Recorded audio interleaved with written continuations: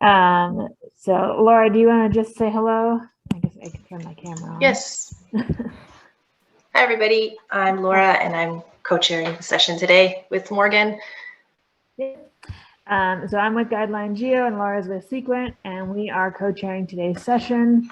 And without further ado, we'll get started. So just a quick introduction. The Summit on Drone Geophysics, this is its second year. Last year was the first year, and we had quite successful event, I would say. This year, the plans for 4 days, 4 hours, starting now, as I hope you all know already. Over the next 4 hours, we're going to have a number of presentations. I think today we have 8 presentations from all across different areas of the drone geophysics world. Thank you all for coming and participating in this event. It's very exciting, and we're very happy to have you here. In addition to that, I have a couple of quick reminders that I wanted to go through this morning. So first, if you all look at the bottom of your screen, you'll see that there is a Q&A button at the bottom. That's where we would like you to place all your questions over the course of the talks. Each talk will run for 15 minutes, and there'll be a 5-minute Q&A session right at the end. Laura is going to do our introductions, and I will make sure that we're staying focused.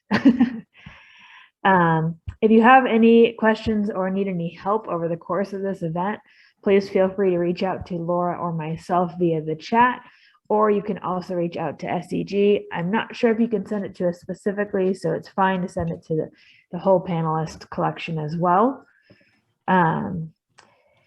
During the presentation component of this session, we will have everyone muted who is not a panelist or not a speaker. Once we conclude at the end of the day, we will move everyone from the attendees portion to panelist portion, which will allow you to unmute and turn your video on so we can have a discussion. That is a key component of this particular event, is the discussion that takes place at the end. So I hope everyone's looking forward to that. Let me just make sure I didn't miss anything else. A quick reminder for those who were not here a couple of minutes ago, we do record these sessions. The majority of them will be available afterwards for viewing through the SEG website. We do not guarantee that all talks are available afterwards, as not all presenters can have given permission for talks to be recorded. So be aware that we are recording today, but do not assume that all session talks will be available at the end. And I think that is about everything that I wanted to talk about. I'm going to please invite Rick Miller from the SEG board to do a quick introduction. Rick, take it away. Okay, well, let me see here if I can share my screen, and I'll try to get this started.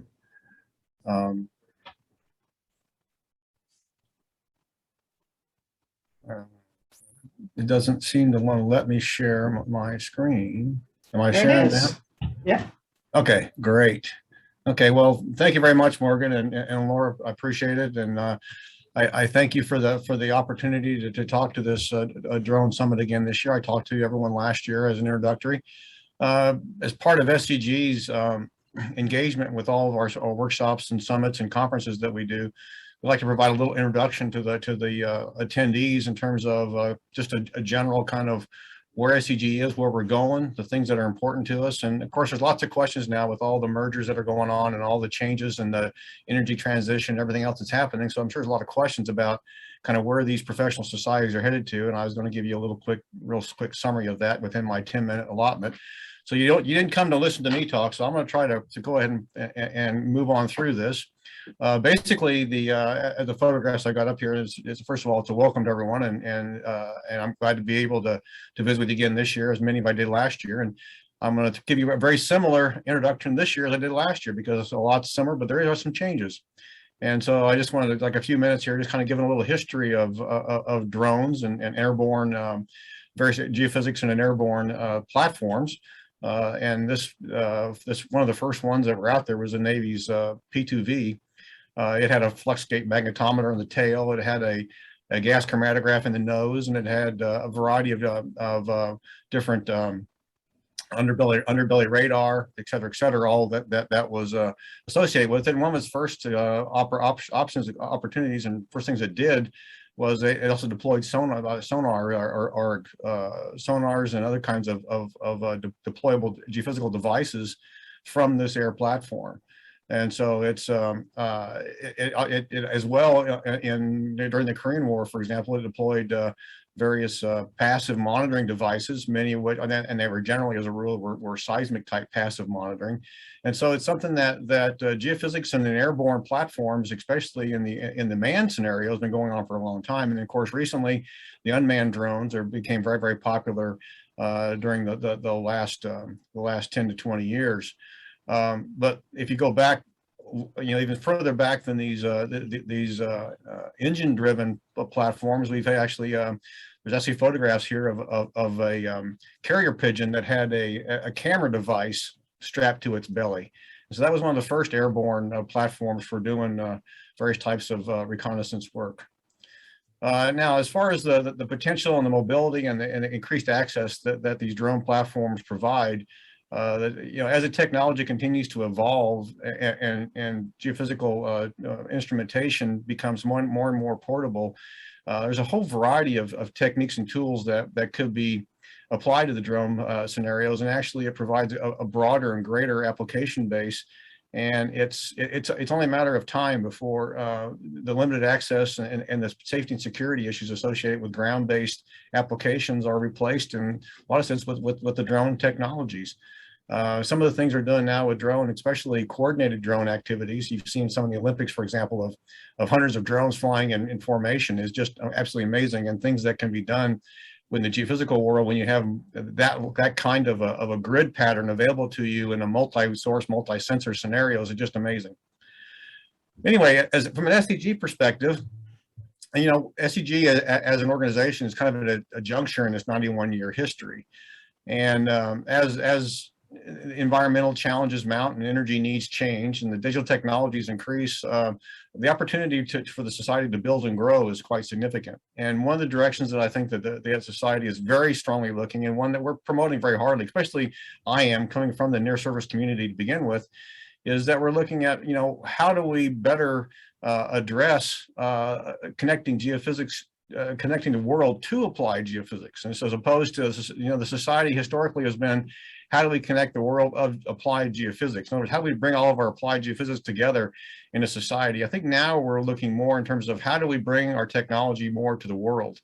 And I think from that perspective, I think that the opportunities for looking at the number of communities and technologies and groups that are actually using applied geophysics that are not geophysicists is pretty amazing. And so I think that, a lot of the communities that we're dealing with now, everything from the pipe and cable locators to you name it, are using geophysics, but don't necessarily have that applied geophysics background. And that's the group we want to bring together now. We want to look at trying to get out to that community.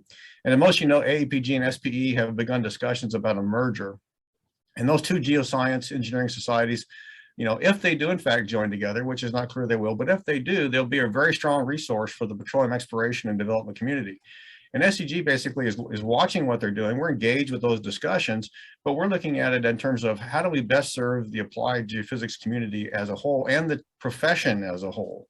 And so we think that if they do in fact merge in the end, that even continuing as we are, we will provide a lot better and stronger collaborations across the entire community. So right now, we're watching, we're engaged in terms of what the discussions are. We've been invited to join that community, but we're not sure yet that that's the right thing for our members, our profession. Our profession basically is much broader than the energy environment that the energy societies that these two groups are kind of headed toward. So it just kind of keeps you in the loop here in terms of where we're at. We expect that AAPG-SPE will come to some kind of a decision in the first or second quarter of next year in terms of what they plan to do. And like SCG, of course, was founded in the 1930s, and they were basically as an exploration society. We were oil and gas society. It was first, reflection was first developed in association with looking for oil and gas. So basically, as a strategic initiative, when we're trying to advance the science, we're fostering common interest, supporting humanitarian efforts, and we want to increase and speed up the innovation of applied geophysics. So with all that, I want to again welcome everyone to this summit. I think that this is year 2. I expect even better things this year than I saw last year. I appreciate the offer to be engaged and involved with everyone. I plan to jump on. There's several of these that are I think are going to make quite interesting topics and sessions, and I will be off and on over the course of the next 4 days watching a lot of it. I think it's a growing and developing field, and I think it's one that has significant promise long-term for a lot of applications that geophysics has the tools for, but not the access to, which is being able to do it from a platform that doesn't require ground contact. Again, Morgan, thank you very much. Laura, you both for kind of ramrodding the show here, and appreciate what you've done, and look forward to all the talks and a great summit. And so with that, I'll hand it back over to you two. Thank you, Rick. That was a lovely summary, and I'm glad you brought up the near surface, because I completely forgot during my introduction to mention that this is a near surface sponsored and hosted event. So if you are not already a part of the near surface technical section, they are responsible for organizing this event. And one thing that I would like to mention in particular is that all profits that this event makes have been donated in the past to the Near Surface Research Endowment, which is an endowment that sponsors student grants for research. So that's something that Laura and I are very proud of, and we're looking forward to continuing to do in the future. So without further ado, I think we'll go ahead and get our first speaker ready to go. Laura, I'll let you take it away. Okay, great. Thanks, Morgan, and thanks, Rick. So the first speaker is Helen McCreary from the Ohio UAS Center. So she's going to be talking to us today about the multiple applications of UAS geophysics in Ohio. So Helen, if you're ready to share your screen, we can get started whenever you are ready. Here we are. Hey, everyone. Can y'all see that? Yes, looks good to me. Yep, perfect.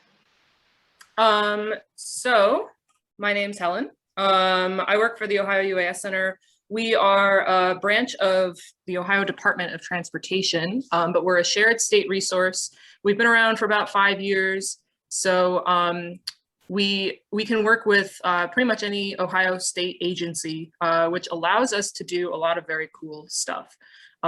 We collect a whole bunch of different kinds of data. This is just a short list over on the right. We collect magnetometry data, GPR data, gamma radiation, a lot of photogrammetry, both multispectral and visible, for a bunch of different reasons. We collect thermal data and we collect LiDAR data. I'm going to focus primarily on the first 3, as this is a geophysics conference.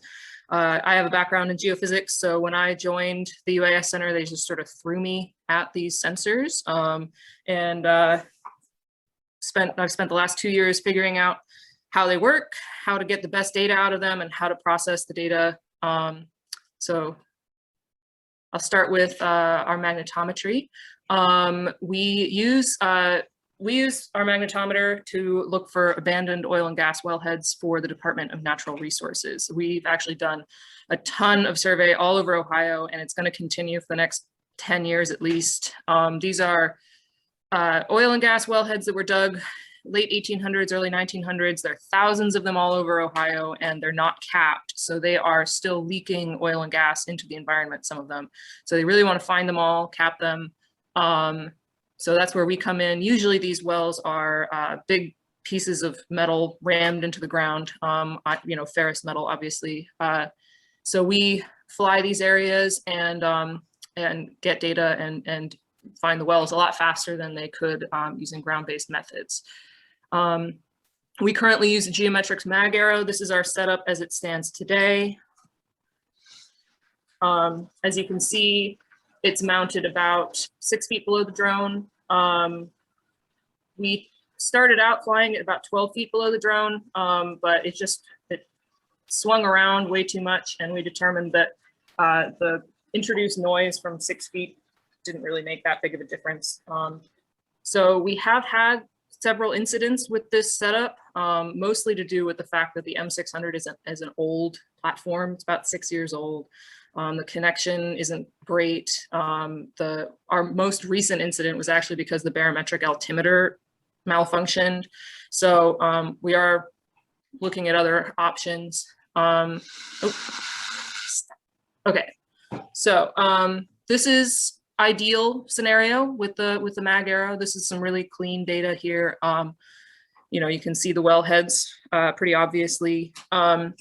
On the left, we actually flew most of this site at about 60 feet above ground level. And so the wellheads pop really obviously. There's a little section, I don't know if I can gesture with my, I'm circling it right now. There's a little section to the very left where we had to fly about 120 feet AGL because there was a stand of trees, and you can see the, you know, the subsequent change in the anomaly. You can still see where it is, but that's just what happened. You're further away from the anomaly, so it's not quite as obvious.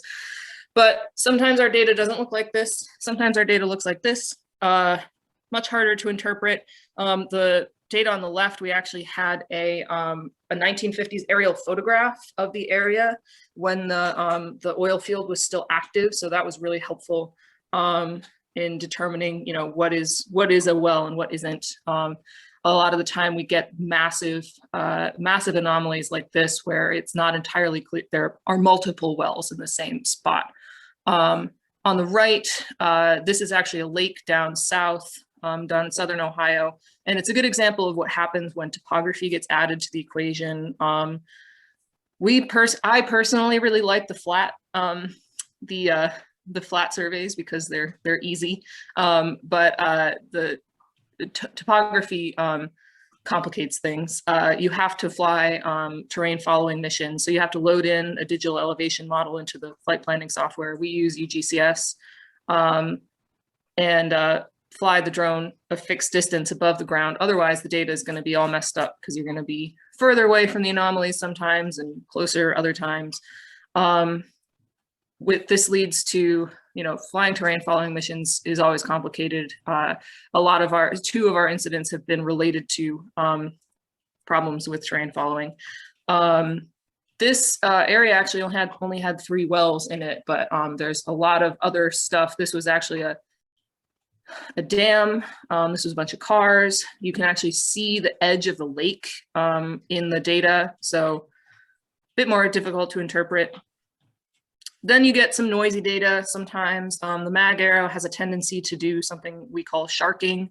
When the wind hits it at just the right angle, it starts weaving through the air like a shark through water, which has a detrimental effect on the data. We also have found that we get 60 hertz noise throughout the data from the local power lines. So if you're using this in a built up environment, just be aware of that. There was a big power line down through the middle of the project area on the left. On the right, we had, this was very early on. This was one of our first projects we flew, and we quickly determined that flying east-west didn't work that well.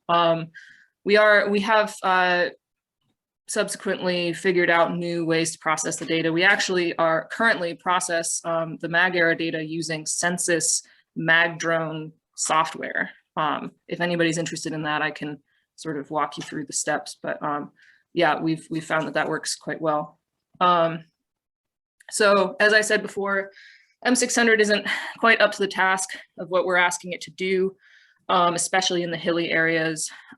So we are looking at other options. We're probably going to fly the mag arrow using our new Skyfront Perimeter 8 hybrid drone. That can fly for about 3 hours as opposed to about 20 minutes with the M600, which makes a big difference. It's got better connectivity. It has 2 ground control stations. So one person, one pilot can stand on one side of the project area, another can fly on the other, and fly a huge area in a much shorter period of time. We are also working with Census to integrate a census. It's Census the drone and Census the magnetometer. Combined, they're going to be Census squared. Hopefully, we're working with their engineers, mount the Census mag drone sensors into the wingtips of a fixed wing drone. So it's fixed wing, but it takes off vertically and lands vertically. And that drone is about 8 feet across. So we'll be able to fly transects further apart, get really good resolution data. It also flies for about 1 hour and 45 minutes, and it should interfere less with the data quality because there are just fewer moving parts in a fixed wing drone. So I'll keep you all posted on how that's going. So we have an airborne GPR. This is the GPR in action.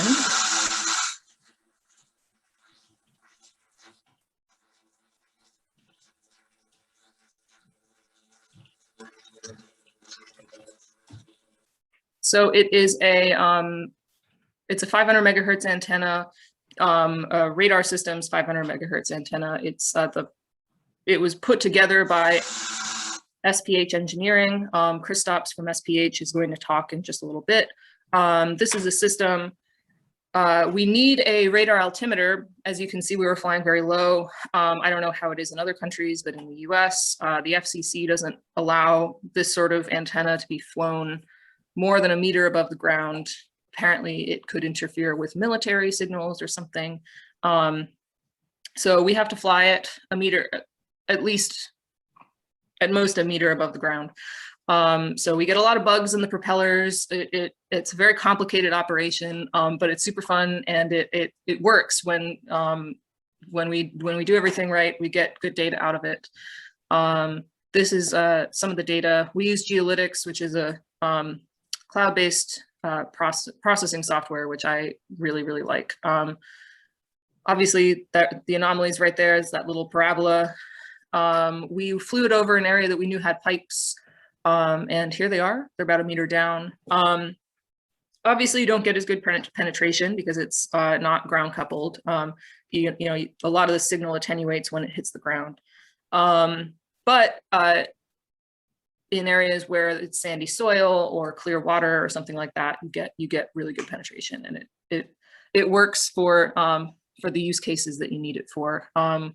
We are continuing to fiddle with this thing, for lack of a better term, and we're mostly looking at it for archaeology and for utility detection, not necessarily for the super high accurate utility detection that they need to do if they're cutting up a sidewalk or something, but for this type of utility detection where they just don't know where the water pipe is, we're looking at it for that.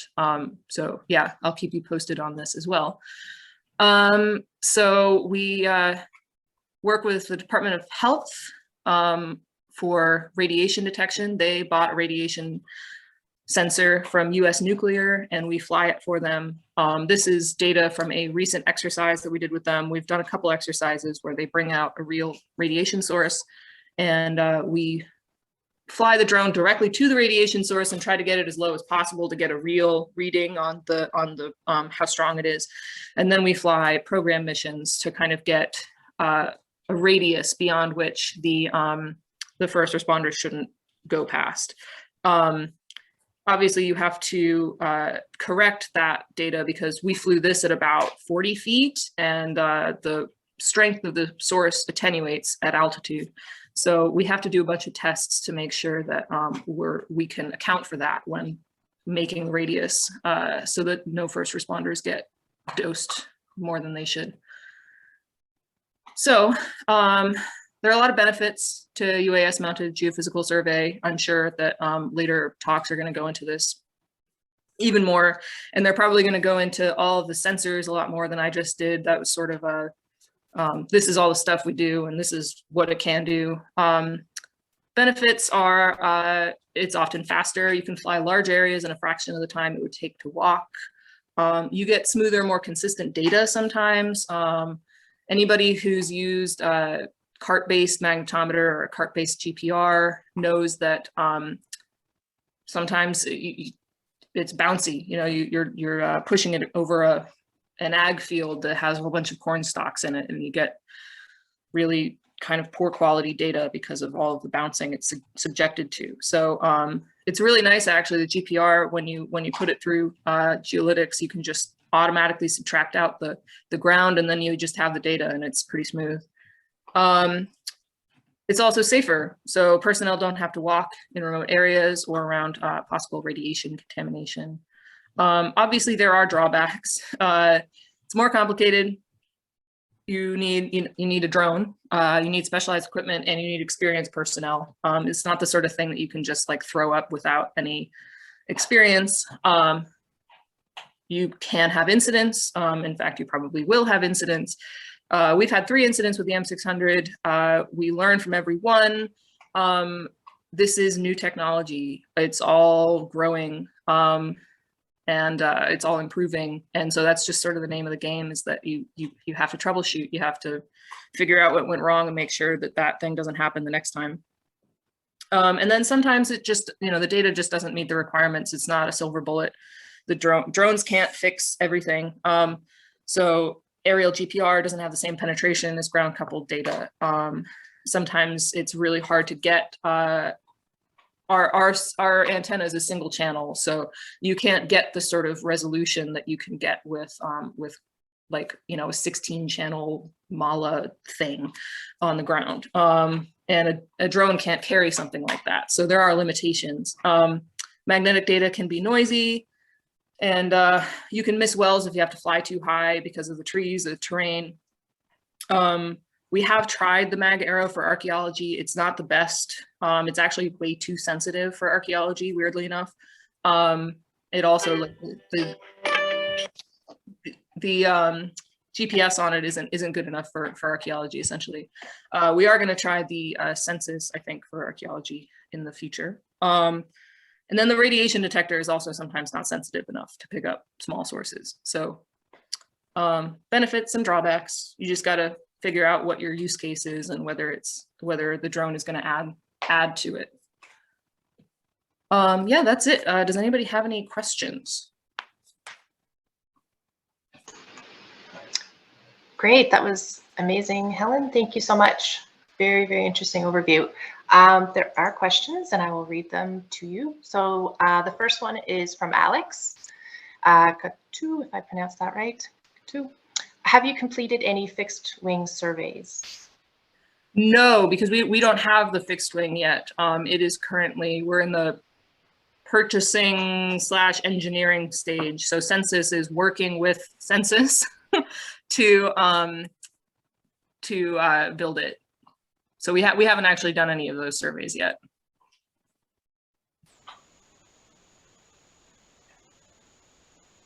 McClearment. For GPR work, how do you sync the GPR with GPS and altimeter data? Yes, so the SPH engineering system, it's called the Sky Hub. It automatically syncs the GPR data to the GPS on the drone, and I don't think the altimeter data is in there, but you can basically pull in the, I think it's an SGY file from the GPR and drop it straight into geolytics, and it's already geotagged, which is nice. Great. Okay, another one from Chris Macco. Hi, Helen. GC terrain following. Also using an M600 Pro as part of our proof of concept platform. How effective do you find the GC terrain following regarding substantial variation in canopy cover, deep open cuts, etc.? So how effective do you find the terrain following? So it really depends on the resolution of the digital elevation model that you have.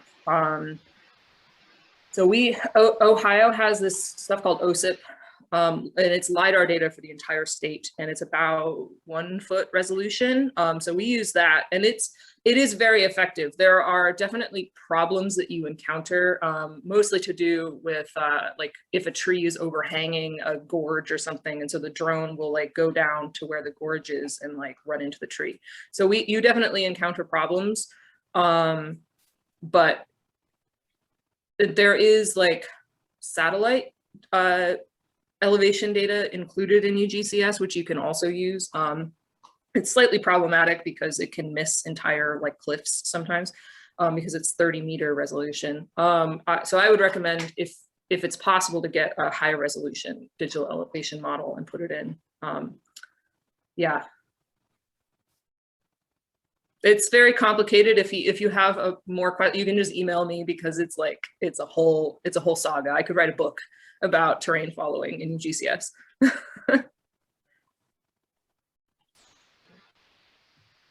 Okay, I think we have time for another one. So this question, what are the most valuable personnel traits for operating drones for geophysics?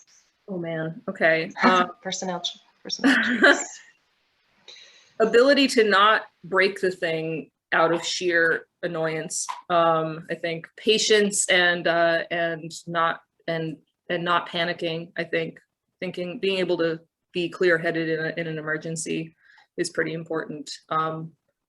Yeah, I think that's true of all drone operations, honestly. But drone geophysics and the ability to troubleshoot things and constantly be thinking of ways to improve stuff. Yeah, it's a new field and often the technology doesn't work the way you thought it was going to work, and so you have to make it fit your use case. Yeah, it can be frustrating at times, for sure, but it can also be very rewarding. Yeah, for sure. You have to be prepared to potentially crash a drone. Yeah. Yes. Okay, another question from Jeffrey Phelps. What are the approximate size of the mag anomalies you are looking for in nanotesla? Oh, they're huge. They're huge. So, I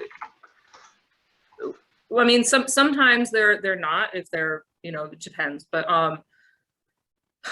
the data that we're looking at, when I load in the raw data, often I'll be flying at about 120 feet AGL, and it's still like 100 nanotesla difference between the anomaly and like the background. So they're substantial, which is why we're able to detect them so high.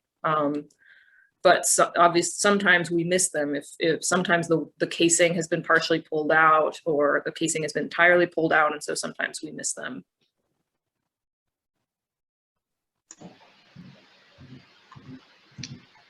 All right.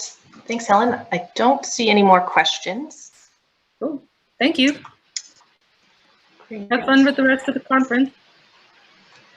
Thanks. Okay, so our next speaker, we'll just get you set up if you're ready, Bastien. So it's Bastien, I hope I pronounced your last name right, Ruols. Yep. From the University of Lausanne, Switzerland.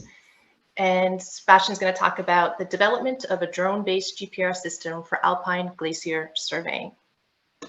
Sounds very interesting, so take it away, Bastien. Hi, thanks. Can you see my presentation now, the first slide? Yes, we can see. Okay, so hi, my name is Bastien Ruols. I'm a PhD student from the University of Lausanne in Switzerland, and my project deals with the development of a drone-based GPR system for alpine glacier surveying and its subsequent use to study the internal glacier dynamics and hydrology using 3D and 4D GPR data. So my presentation is going to be in 3 parts. First, I'm going to explain a bit the background and the motivations behind my project, then the development of the drone-based system, and then the first test that we had the opportunity to do this summer. So part 1, background and motivation. So GPR is a key tool in the field of glaciology for more than 50 years now. It has been used for a lot of different applications, as for instance, to study the ice thickness distribution, nature of glacier bed, locate internal layering, and a lot of other applications, as I listed here. Some of these applications have already required 3D and 4D GPR surveys of a glacier, so it's not new at all what we are doing. And even in the last years, we saw some very interesting studies, as for example, this one from EGLI, which was published in 2021. So we acquired high-density 3D GPR data on the Otema Glacier in 2017. And to do that, he walked with the GPR in his backpack, a grid of 200 meters times 150 meters with 2 meters between each line. So physically, this was an extreme walk. It was very hard, but it was a real success. because he could use this 3D GPR dataset to map subglacial channels near temperate alpine glacier region. Another very interesting study is the one by Church that was published in 2020.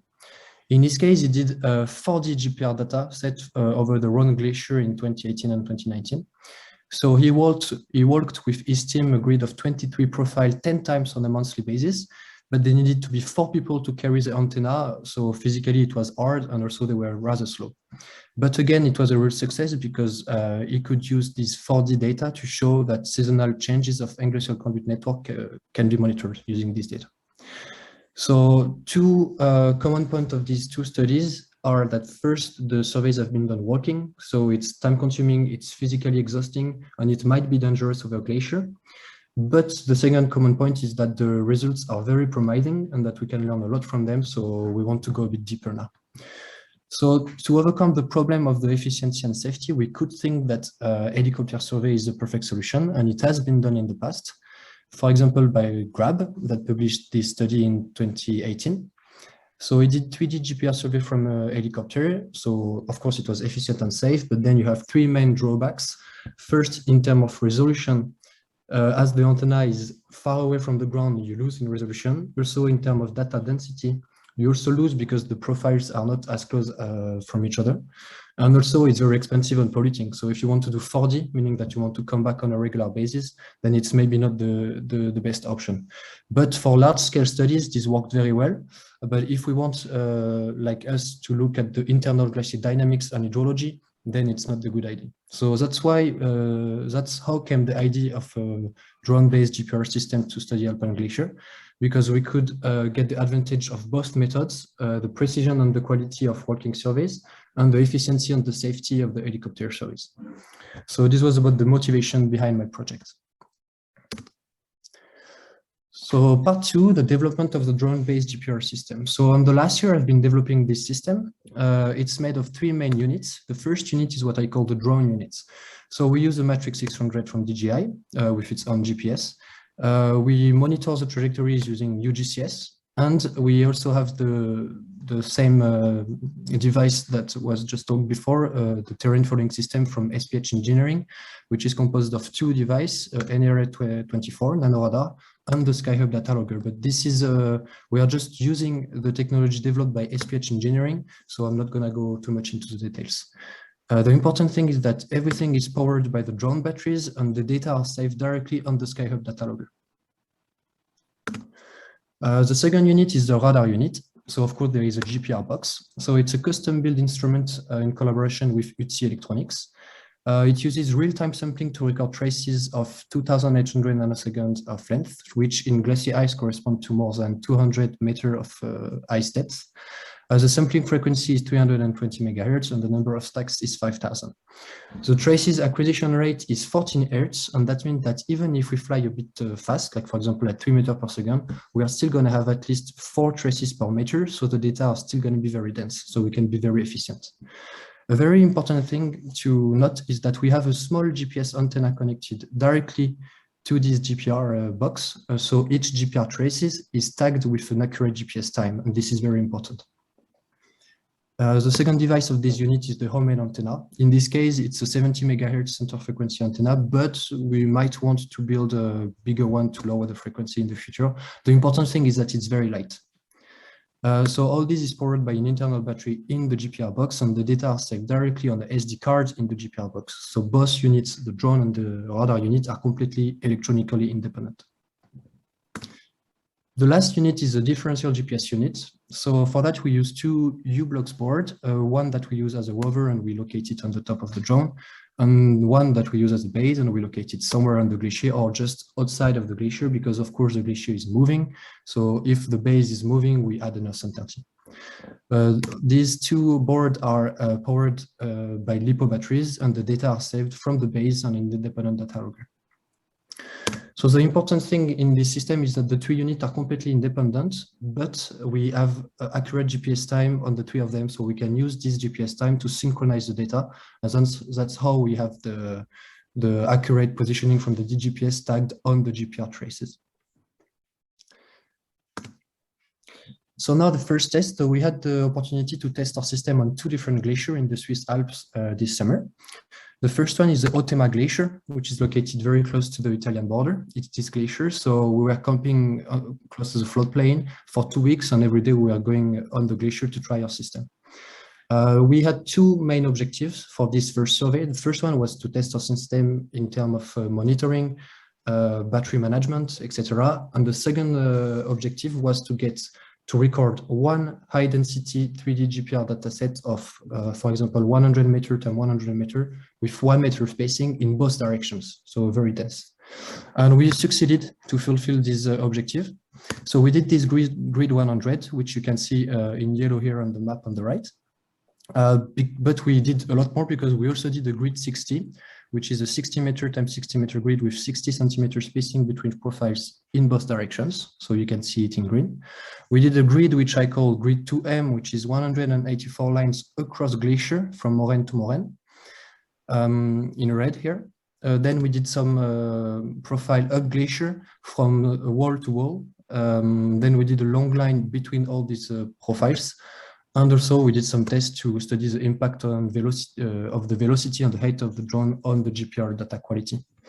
So all these together, it's more than 65 kilometers of GPR profile, which is a huge achievement for us because it was the first time we were trying our system. Yeah. So the first thing that we had to decide was the velocity and the height of flight. So to do that, we flew the exact same profile with different velocities and height above the ground to compare the quality of the GPR data. All the GPR profile that you're gonna see now only got very basic GPR processing, so GWO, gain, time zero correction, and mean trace removal, but no migration has been done at all. So here you can see the comparison of different speed of flight at the height above the ground of 3 meters. So as you can see, the profile is very similar. So we should see the same results. Here is for a velocity of 1 meter per second, 2 meters per second, and 3 meters per second. And the first thing that we see is that the profiles are very similar. We can see this interface between the ice and the ground very well on the 3 of them. And also we have this area of very high a zone of high reflections that we can see on the 3 of them. So flying at a velocity of 3 meters per second does not decrease the quality of the data. So we decided to go for this speed. We even think that maybe we can fly faster, 4, maybe 5, but this needs to be tested in case we want more efficiency. The second thing was the comparison of the different height of flight above the surface. So this is 3 flights of the same profile at a velocity of 2 meters per second. This is at 1.5 meter above the ground, 3 meter and 5 meter. And again, we can see that the data quality is the same. We can see the same interface between the ice and the ground and the same area of high reflection. Of course, when we're gonna have to migrate the data, to image the data, we're gonna need to take into account this air layer. But this is we are just looking right now at the GPR quality of the raw data. So we decided to fly at the height of 5 meters with a speed of 3 meters per second. One thing that was important also was to check if the antenna stays parallel to the surface, because the topography of the glacier is very, there is a lot of variations, so we wanted to be sure. In our case, the important angle is the pitch angle. So here you can see as a color bar the pitch angle along the trajectories for the grid 100, and this is for the flight along the glacier. At any time during the trajectory, the pitch angle is between 0 and 2 degrees, which is very small. Even when we do survey walking, we don't get better. And also we see that the pitch angle is very constant along the profile. So this is not going to be a problem for the future surveys. The last thing that we should check was the result of the terrain following system. So here on the left, you can see the height above the ground of each profile of the grid 100 for the across profiles. In red, it's when the drone was flying toward the northwest, and in blue, when the drone was flying toward the southeast. We can see a trend, and this is due to the general slope of the glacier, so it's normal. But what we can see is that for a targeted value of 5 meters, the current value is actually between mainly 4.5 and 5.5. So it's very constant. The terrain following system works very well. Here we have a lot of variations, but this is due to the fact that here we are flying over the moraines where we had a lot of borders. So of course there is a lot of variations, but we are definitely gonna use this system for future surveys because it works very well on glacier. And this is a quick video of the system flying. So here it's a height of 5 meters with a speed of 3 meters per second. We can see that the drone is following the glacier surface. And in this case, we are also flying with the antenna perpendicular to the trajectory because we decided to do so. But in the future, we can also try different orientation. This is not going to be a problem. It's going to be easy to do.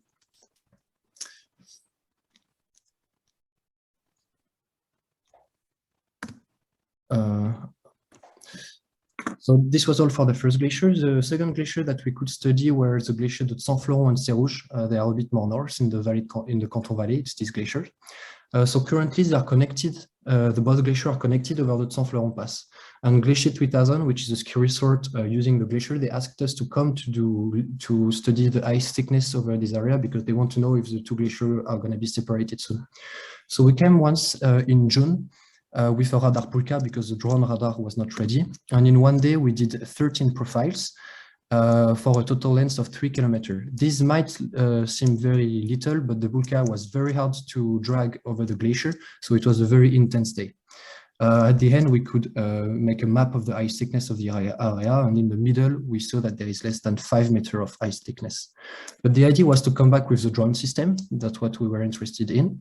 So we came back in September with the drone system, and we could do this time 206 profiles, as you can see here, with a spacing of 5 meters for a total of 30 kilometers of GPR profile, which in less than 3 days, it's very big.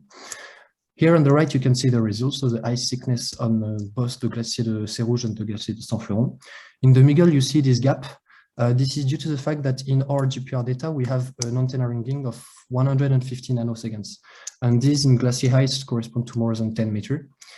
So if the ice is less than 10 meters thick, we are not going to see the interface between the ice and the ground. With additional GPR data processing, we succeeded to reduce this antenna ringing to the first 80 nanoseconds. Now I'm going to show you the last result. So this is a small animation I did. On the right, in red, you're going to see what profile is being depicted on the left, and it's going to move towards the northeast. So the idea is that you can see the continuity between each profile, nonetheless, looking at the interface between the ice and the ground.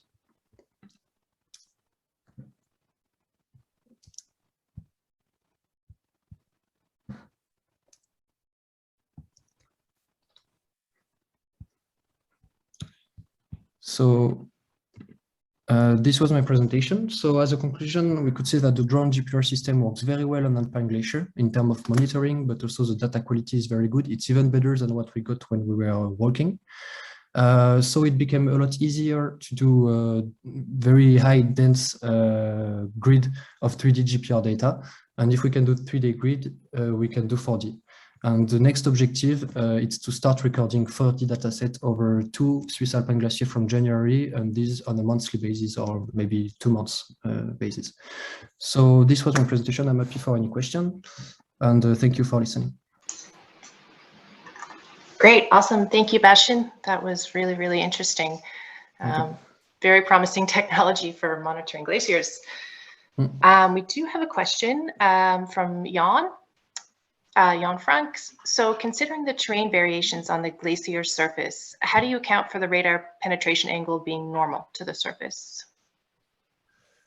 Yeah, this is going to be one of the challenge for the next month. So far, we have just been focusing on the development of the drone band system, but we have a lot of things to think about the radar data. Also considering the air layer thickness is going to be important, as it's not very constant along the whole flight. So this is definitely something we need to look at. I don't have a definite answer yet because we are going to start to look at the data now. We just finished to record them mid-September. So. Okay, great. We have another question from Alistair McClearmont. Do the cold temperatures impact battery performance? Yes, definitely. So I spent the first month trying the system on the Swiss countryside, like on the field. Where temperature is temperate, and then we could fly because our payload is around 2 kilos, and even with 2 kilos we could fly around 30 minutes. On the glacier we could not fly more than 17-18 minutes. So definitely the temperature plays, and also the pressure, because the glacier we work on were around 3,000, a bit less than 3,000 meters of altitude. So this has an impact, of course. This needs to be taken into account. Yeah. Okay, we have a question from Aaron Story. How do you process the GPR? So the GPR data, I guess, the GPR data you have seen only had the very basic GPR processing. We do everything on MATLAB. So I code myself using some techniques that have been developed. So in this case, we only had time zero correction, DWO, gain. I tried different gain, exponential gain or not, and also mean trace removal, but I did not do any migration yet. This is also going to be one of the challenge, because we also need to consider this air layer for the migration. Okay, great. Another question from Aaron. Did you use an interpolation to determine ice thickness? Yes. So first, when we went with the Pulka radar, the profile were spaced of 20 meters between each other. So the interpolation was very, very big. This had an uncertainty in the result for sure. With the drone radar data, the profile were only 5 meters from each other. We wanted to do more, but we only had 3 days, and we wanted to do a quite large area. So yeah, it's better to do very close profiles. That's why we also did a grid of 60 meters times 60 meters with 60 centimeters between each profile. Because of course the interpolation is adding uncertainties here. Okay, we have 2 more questions. Paul Mutton, what are the coldest temperatures you can survey in? The matrix, I mean, the DJI system tells you that it's cold when you can actually fly. So I don't know, maybe the coldest temperature we had were still above 0. It was not very cold. Huh? But already the system were telling us that it was not suitable for the batteries to fly, and we were still flying, so it was okay. So we never experienced a moment where the batteries were not working or something like this. So I think you can go until around 0, I would say. I'm not sure. Okay, good that it wasn't too cold up there. Yeah. A question from Callum Walter. Can you observe entrained boulders or / structure in the glacier? Yes, but the idea is that you can see, of course, the channels of water. You can also see if they are full of water or full of air. You can see cavity of air, and you can see boulders. But then it depends on the glacier. It depends on what glacier, but sometimes the glacier have boulders inside or not. But if there are boulders inside, yes, definitely you're gonna be able to see them, depending on the frequency that you are using, of course, and the size of the boulder. Okay, I think we have time for another question from Mick Kolster. Did you have any downtime between flights? How many sets of batteries did you bring, and would you need to have in order to minimize downtime? I'm not sure I understand the word downtime, but we had 4 sets of batteries, and with 1 set of battery flying at 3 meters per second, you can do around 2.5 kilometers. Flying 18 minutes.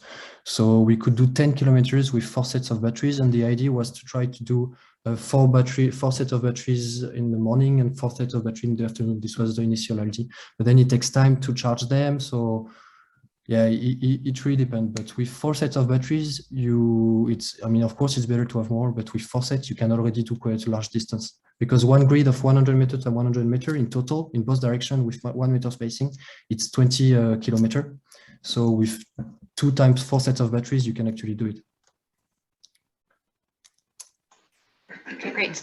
We do have a few more questions in a few more minutes. So Aaron has another question. What mission planning software did you use? We use UGCS because we also use the terrain following system from SPH, and to use it, you need the custom payload monitor software, which is also UGCS software. So we used it, and we are happy about it. It's working well for us so far. If you plan in advance, because on the glacier you don't have data, so you need to plan. You need to download the map and plan the trajectories a bit in advance. Yeah. For sure. And Jeff Pettifer wanted to know what velocity of ice. But this depends a lot on the glacier. For the glacier, the Otema, it's several centimeters. It's not even meters a year, I think. But it depends on the glacier. There are a lot of glaciers that are a lot more dynamics. And of course, if we want to study the internal glacier dynamics, we're going to have to choose very well the glacier. For the first survey, we did not. We just went to the glacier that was easy to go, where we had some people having a camp because we just wanted to test, but we did not look at the internal glacier dynamics yet. Okay, great. Thanks, Bastien. There's no more questions. Thank you. Thanks. So we'll just get Kristaps to get ready to begin. So our next presenter is Kristaps from SPH Engineering. And he'll be talking to us today about using a drone-based ground penetrating radar for avalanche victim search, a case study from northern Spain. Okay, take it away, Kristaps. Yep, right. So thank you. Let me just move the Zoom controls here. Yeah, so as you can see, well, from the topic, yeah, we're going to also be discussing, of course, using our terrain following system. And in this case, this was used, this was in January in this year. So this was, yeah, used in northern Spain. And so, yeah, I think let's maybe get into it a bit more. Maybe before that, I'll just mention that I wasn't there on site myself this time, unfortunately. But yeah, then we had basically the rescuers from kind of local guys from Spain who were flying the drone and also using our system there.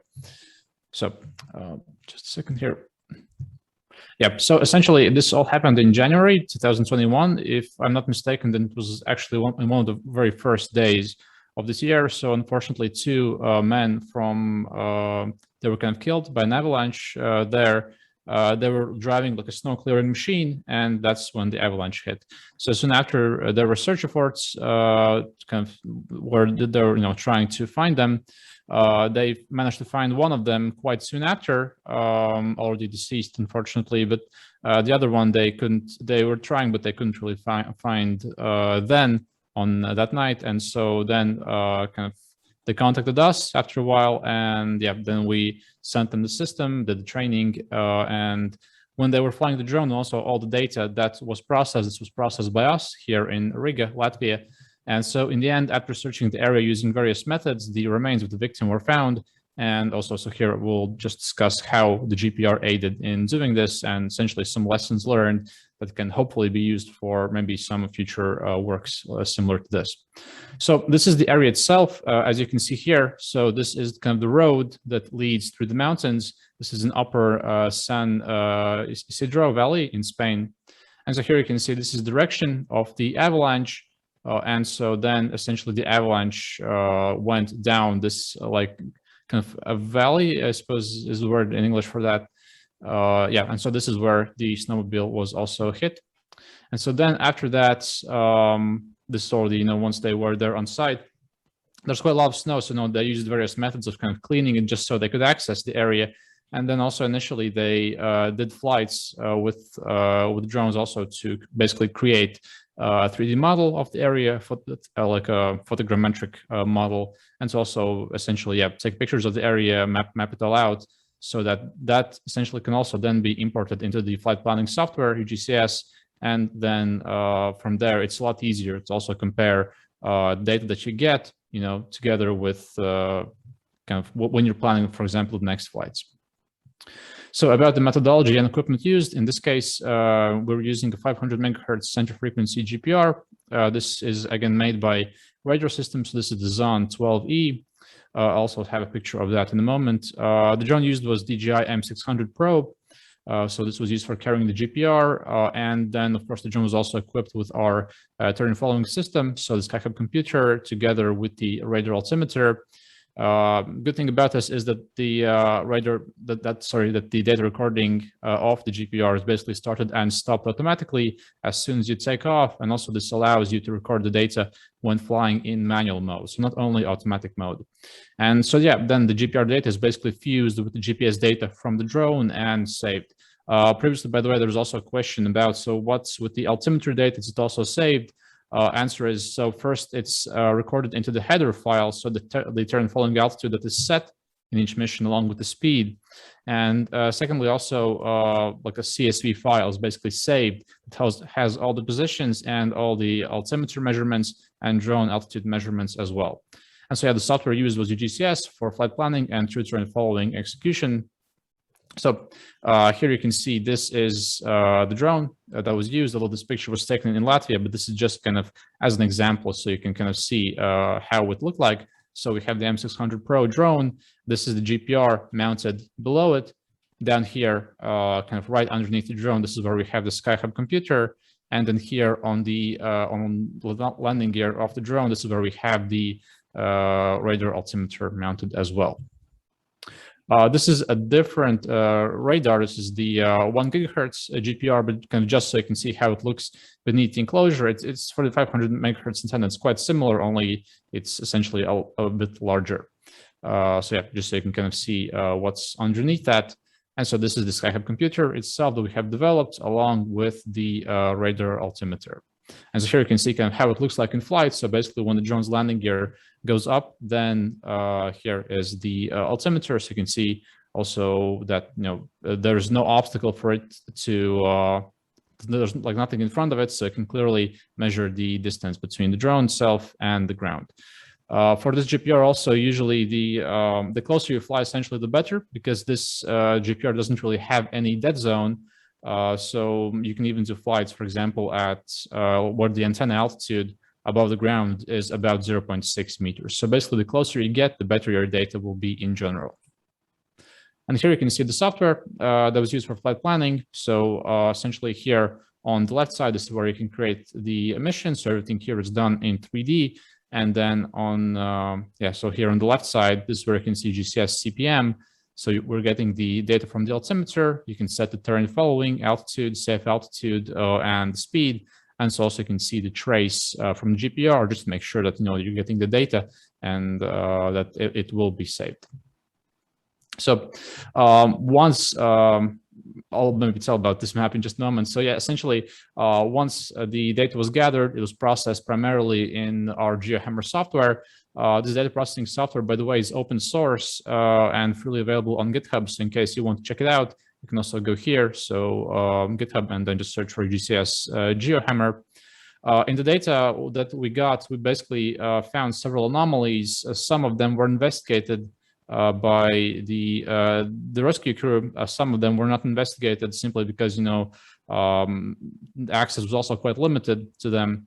And so also even before we started the data analysis, we kind of made the assumption that the victim should be located somewhere between the top layer and the soil. Otherwise, if it was, for example, if the victim was lying, let's say, very near the top layer or kind of already on the soil, it would have been virtually impossible to detect it, detect the body basically in the data, because it would just kind of blend together with the rest. Yeah, so also from here, I'll go through some of the points that we found later on, but so you can basically see that this is where the body was found. And also you can see it kind of says deer over here, and that's because initially, so the area was flown with the drone, we identified the anomaly, and then the rescue workers, when they were doing like digging there, they found like a carcass of a deer, which they presumed that this was, what caused the anomaly in the data. Later on, when they were searching, also using other methods, I'm supposing this was probably maybe mountain rescue dogs or something like that.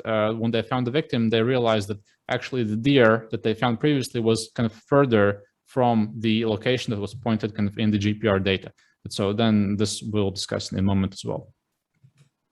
Yeah, so this is one of the first points that they found. So here you can see kind of the anomaly marked. This is the parabola here in the GPR data. And this is also the GCS GeoHammer software, by the way, that you can see here. So you can just easily kind of mark out where you see different anomalies. And yeah, so processing here is also quite easy. So yeah, then after that, once we identified this anomaly, they did the digging. And so yeah, essentially they, of course, identified this was only a tree trunk. As you would assume with an avalanche that, it just brings down a lot of debris.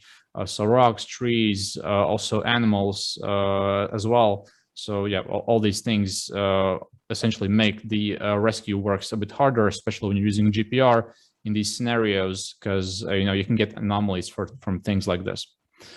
So just a few other points that we found over here. So also, let's say point number one, this they didn't really do any digging here because there the snow depth was also quite deep.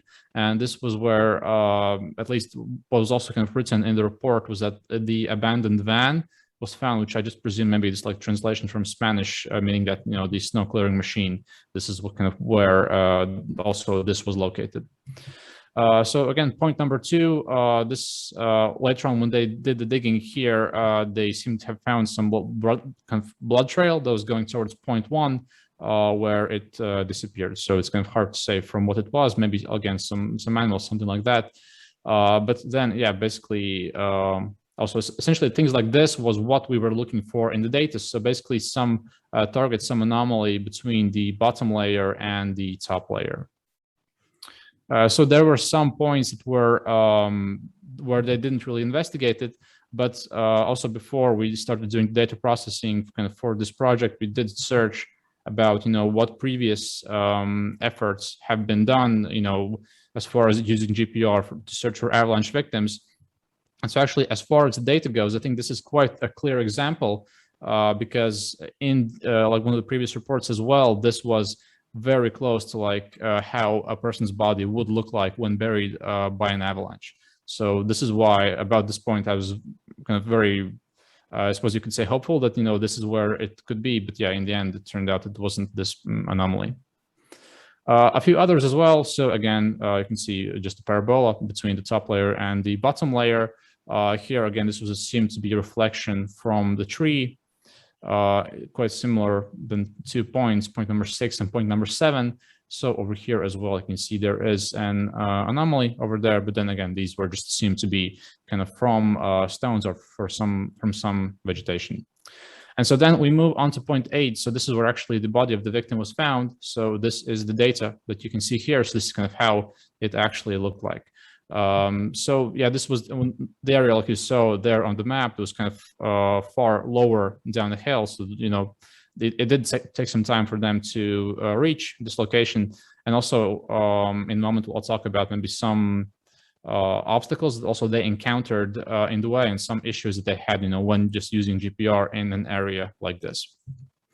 And so here you can see this is the aerial view of the area. So this is where, of course, you know, they're clearing out the road. And so this is where the body of the victim was found by the, identified by the GPR and then later on found by just, you know, normal rescue works.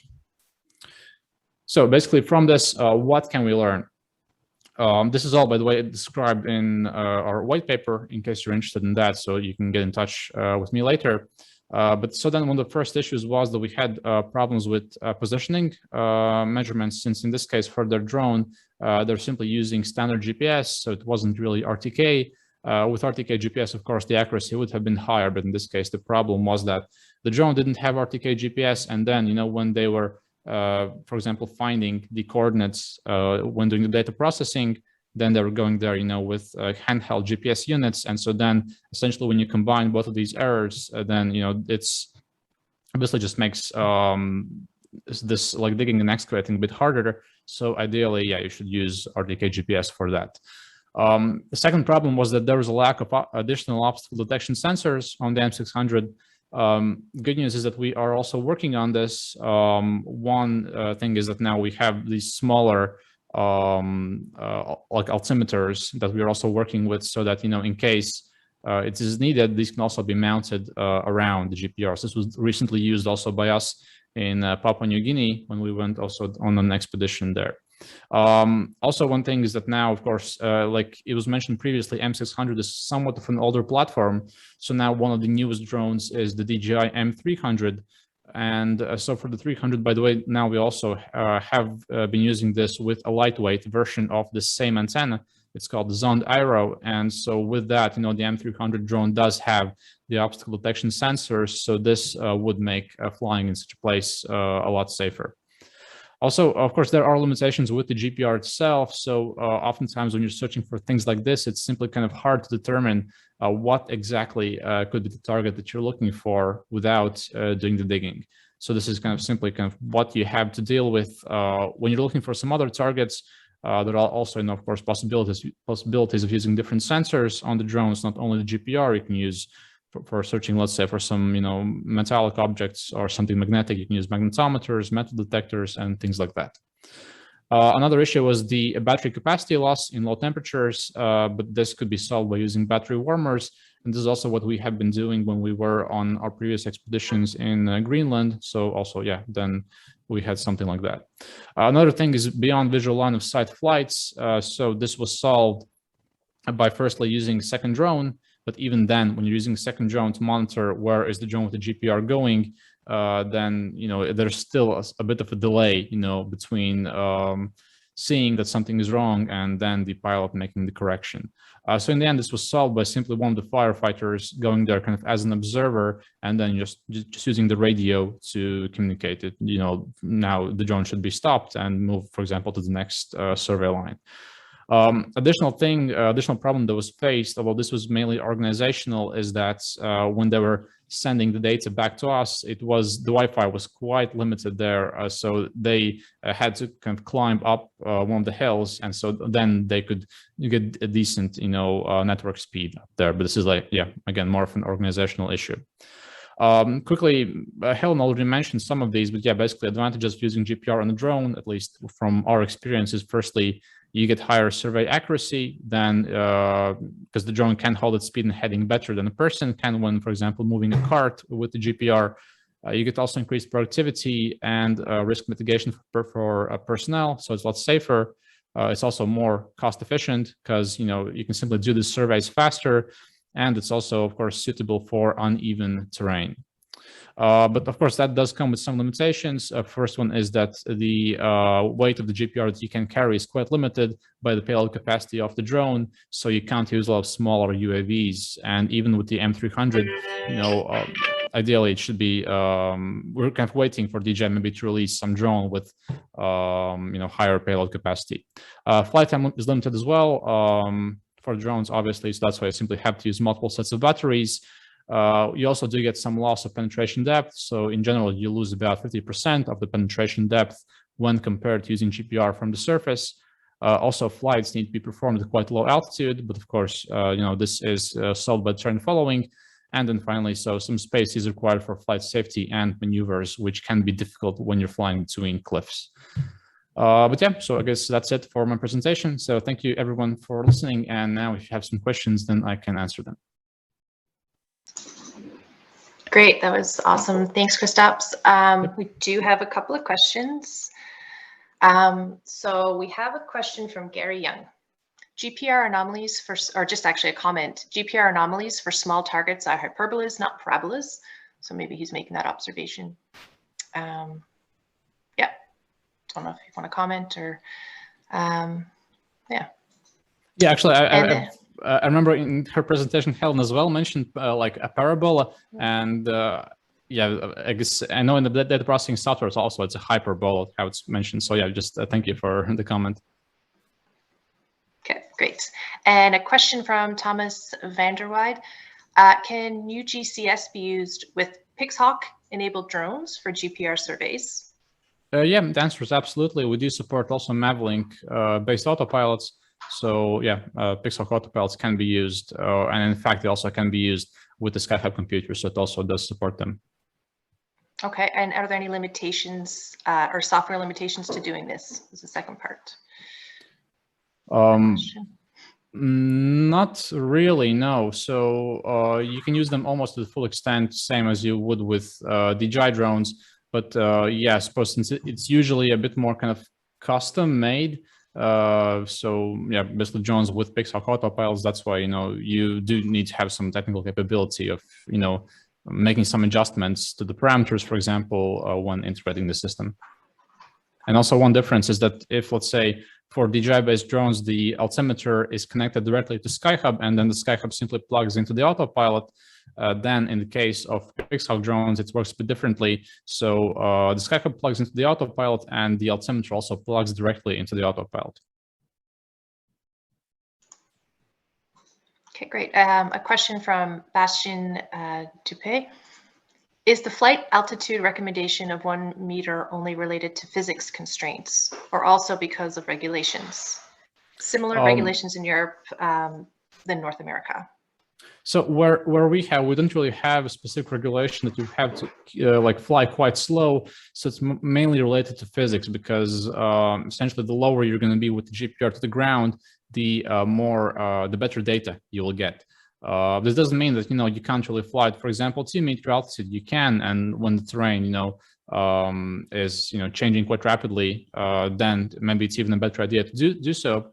But yeah, at least in our case, not really, because of regulations.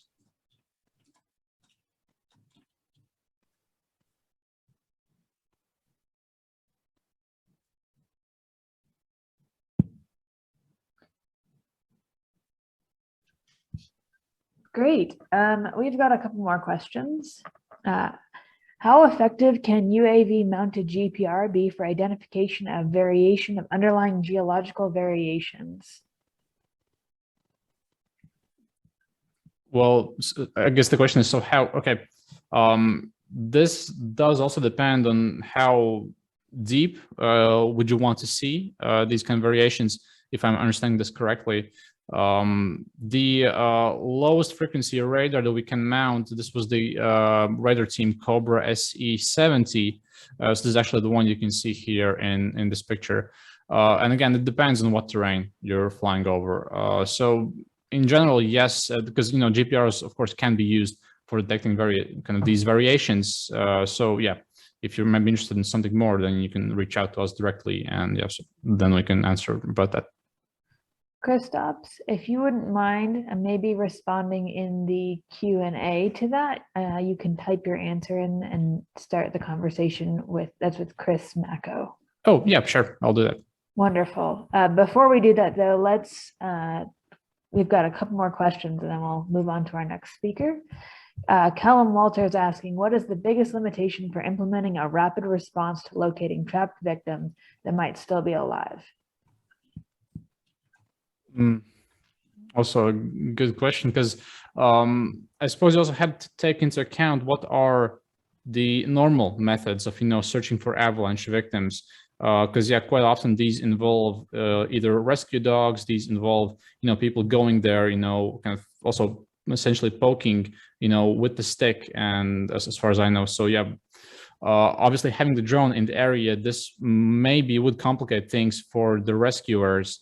But then again, in some quite hard to access areas, because of course a drone can get through, let's say, mountainous regions quite quickly, so faster than a human or a dog. But you also have to take into account that there's limited time when a person is buried by the avalanche. Currently, what would probably help with that, because the way the system works now is that all of the data is recorded on board, and so then once the drone lands, is downloaded and then processed. Essentially, you just need some firstly, you need some real-time data processing, so this when the drone's in the air, it starts transmitting the data right away, and that's being processed, for example, automatically by some machine learning algorithm that has been trained specifically for that. Once you kind of deal with that problem, next thing is that you need to basically have some rapid response team that can send the drone there. Also, another issue is the drone batteries, but this actually can be solved, I think, by using a hybrid drone that also has a gas-powered engine on board for charging the batteries. So yeah, there are issues that need to be solved, but I hope that maybe in the future something like this actually could be implemented. Great. Okay, thanks, Kristaps. So I'm just being conscious of time. There's a few more questions, if you wouldn't mind looking at those in the Q&A. Yep. We can move on to the next speaker. Yep, sure. Great. Okay, so our next speaker is Tiffany Koylass from the University of Leeds, and her talk is titled Drone-Mounted GPR Surveying, Flight Height Considerations for Diffraction-Based Velocity Analysis. So take it away, Tiffany.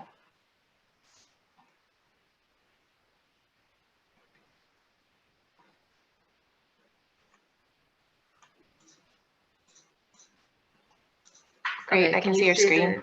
Right, okay, great. So yep. Hi everyone.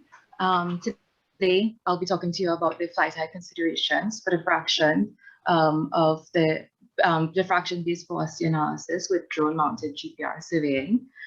This was a project that began as my master's project with my supervisor, Dr. Adam Booth, last year during the pandemic. So you can see him here holding our DIY drone, but there'll be more on that later. Let's see. Moving. Okay, good. So as is expected, as from this summit alone, there's been a lot of interest recently in drone-based GPR, as it allows for survey efficiency and for surveys to be done in dangerous areas or inaccessible areas like over watercourses or at sites contaminated with UXOs.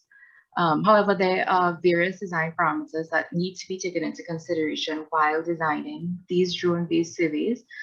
For instance, the flight type, as air launch systems do introduce energy losses that are directly related to increasing flight heights, like reflectivity losses at the air-ground interface, increased geometric spreading, as well as the vulnerability to artifacts from above surface scatterers. However, there's currently very little established guidelines regarding design parameters for drone-based GPR systems. Guidance for vehicle-mounted GPR surveys could be useful, and they tend to suggest flight heights between 0.5 to 1.5 times the dominant wavelength of the radar wavelet. However, these surveys often use horn antennas to maximize radiation in the target direction, while the current experiments with drone GPR use commercial systems, which tend to be the bow tie design. Additionally, the horn antennas are much bulkier and they do tend to exceed the payload of the drones. So given all of these issues, what would our optimal flight height be? Do we fly high, which in this case we're considering as above one wavelength? And while these would avoid obstacles at or near the ground surface, it would introduce propagation losses through the area, through the air, sorry, and would also allow the data to be vulnerable to artifacts from above ground scatterers. So then do we fly low, which again, we're considering anything below the one wavelength.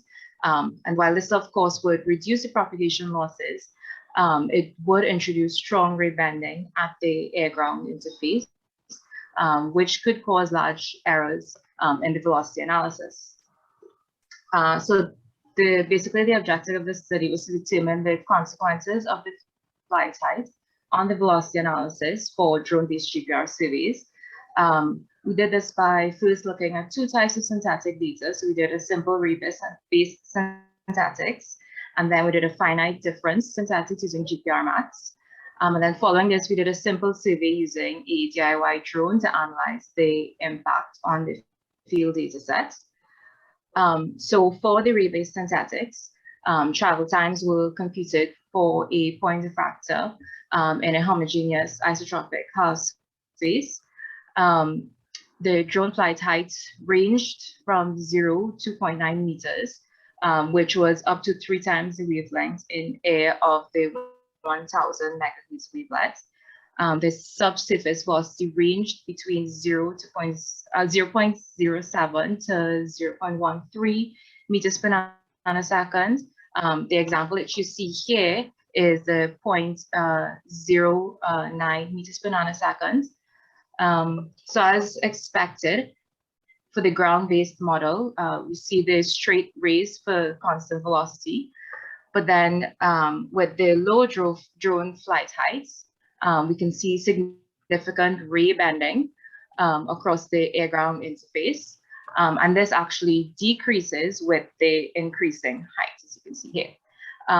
For the models where the height is above, is over 0 meters, the ground-going leg of the ray paths actually show very little variation from the vertical when you compare it to the ground-based model.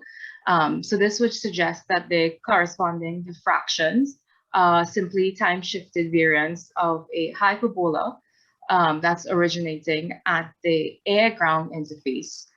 And this actually prevents the refraction, that prevents the refraction effects from, prevent the subsurface velocity from significantly influencing the curvature of the diffraction response.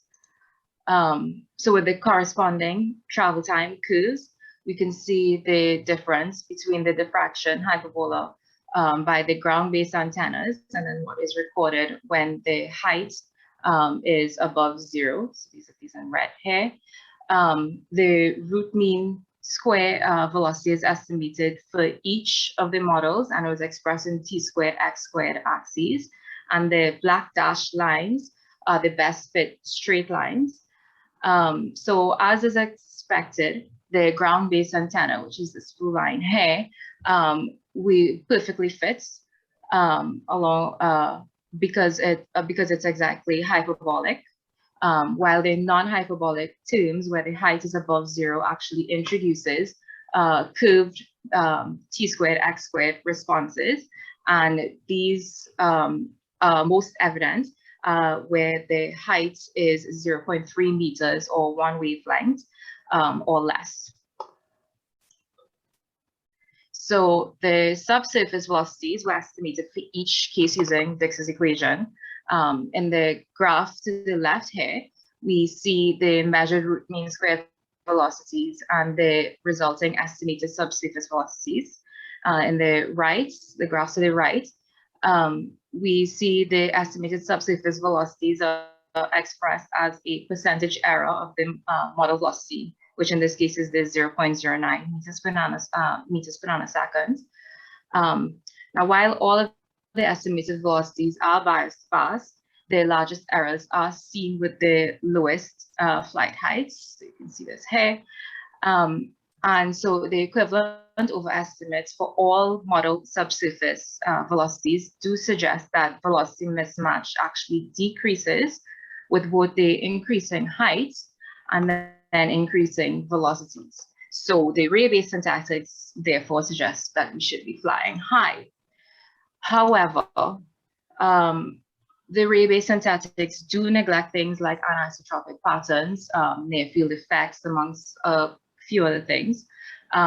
So the finite difference models were done using GPR max to try to increase the realism of the models.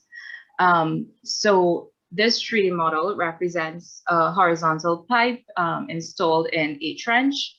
There's an overlying air gap that's above the ground surface that allows the antenna to be raised up between 0 to 0.6 meters or up to 2 wavelengths for the 1000 megahertz source wavelet. All the physical quantities were obviously fixed other than the dielectric permittivity of the trench fill, which was first set to 18.3 and then to 5.3, so giving subsurface velocities of 0.07 and 0.13 meters per nanosecond, respectively.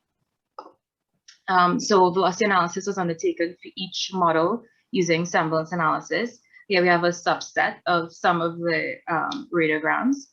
The first column shows the radiograms with the velocity of 0.07 meters per nanosecond, and then the second with the velocity of the second column with the velocity of 0.13 meters per nanosecond, and then we're increasing in height as you go down. So we can see here that the diffraction responses actually flatten progressively with increasing height. And they eventually become indistinct from the response from the trench flow. Also, similar to what was discussed with the ray-path synthetics, they become time-shifted replicas of each other.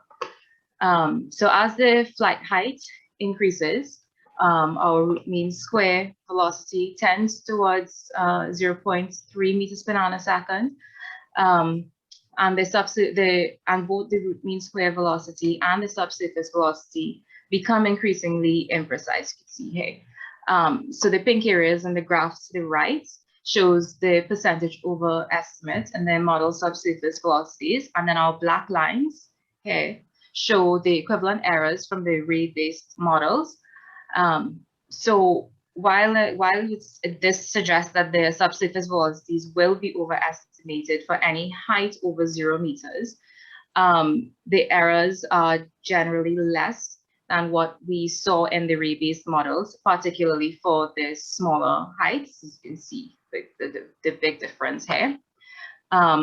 This is attributed to antenna radiation effects, which truncate the effective offset to depth ratio, over which diffractions can contribute to the semblance analysis.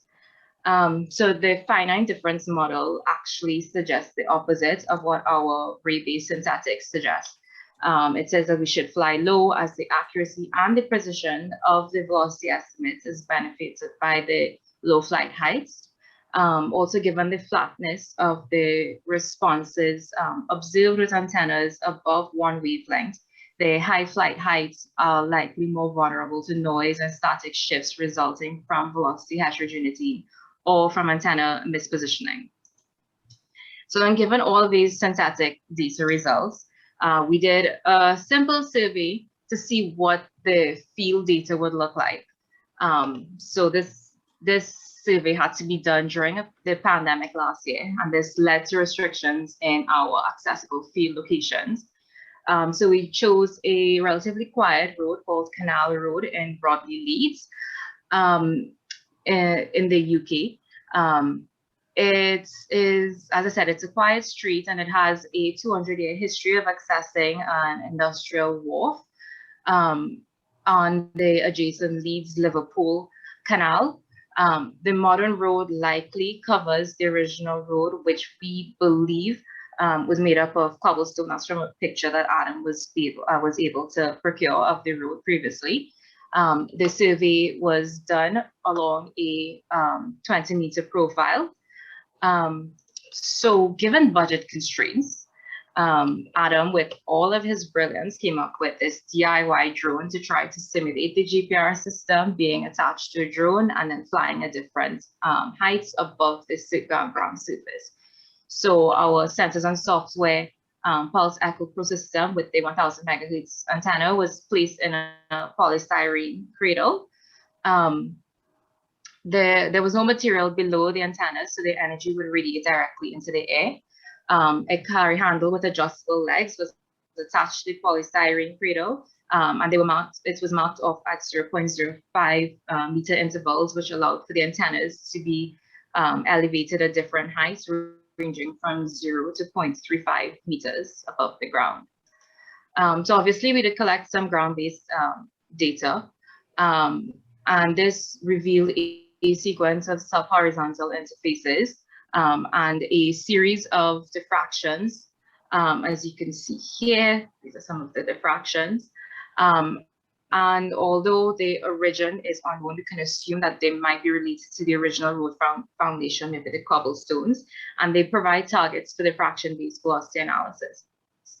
Also, a wide-angle reflection survey was acquired to provide velocity control, and the semblance response suggested a 3-layer model, as you can see on this side here.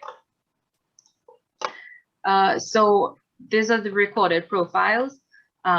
So on the left here, we have it before spatial filtering, and then on the right, it's after spatial filtering. Obviously, this is only a subset of the profiles.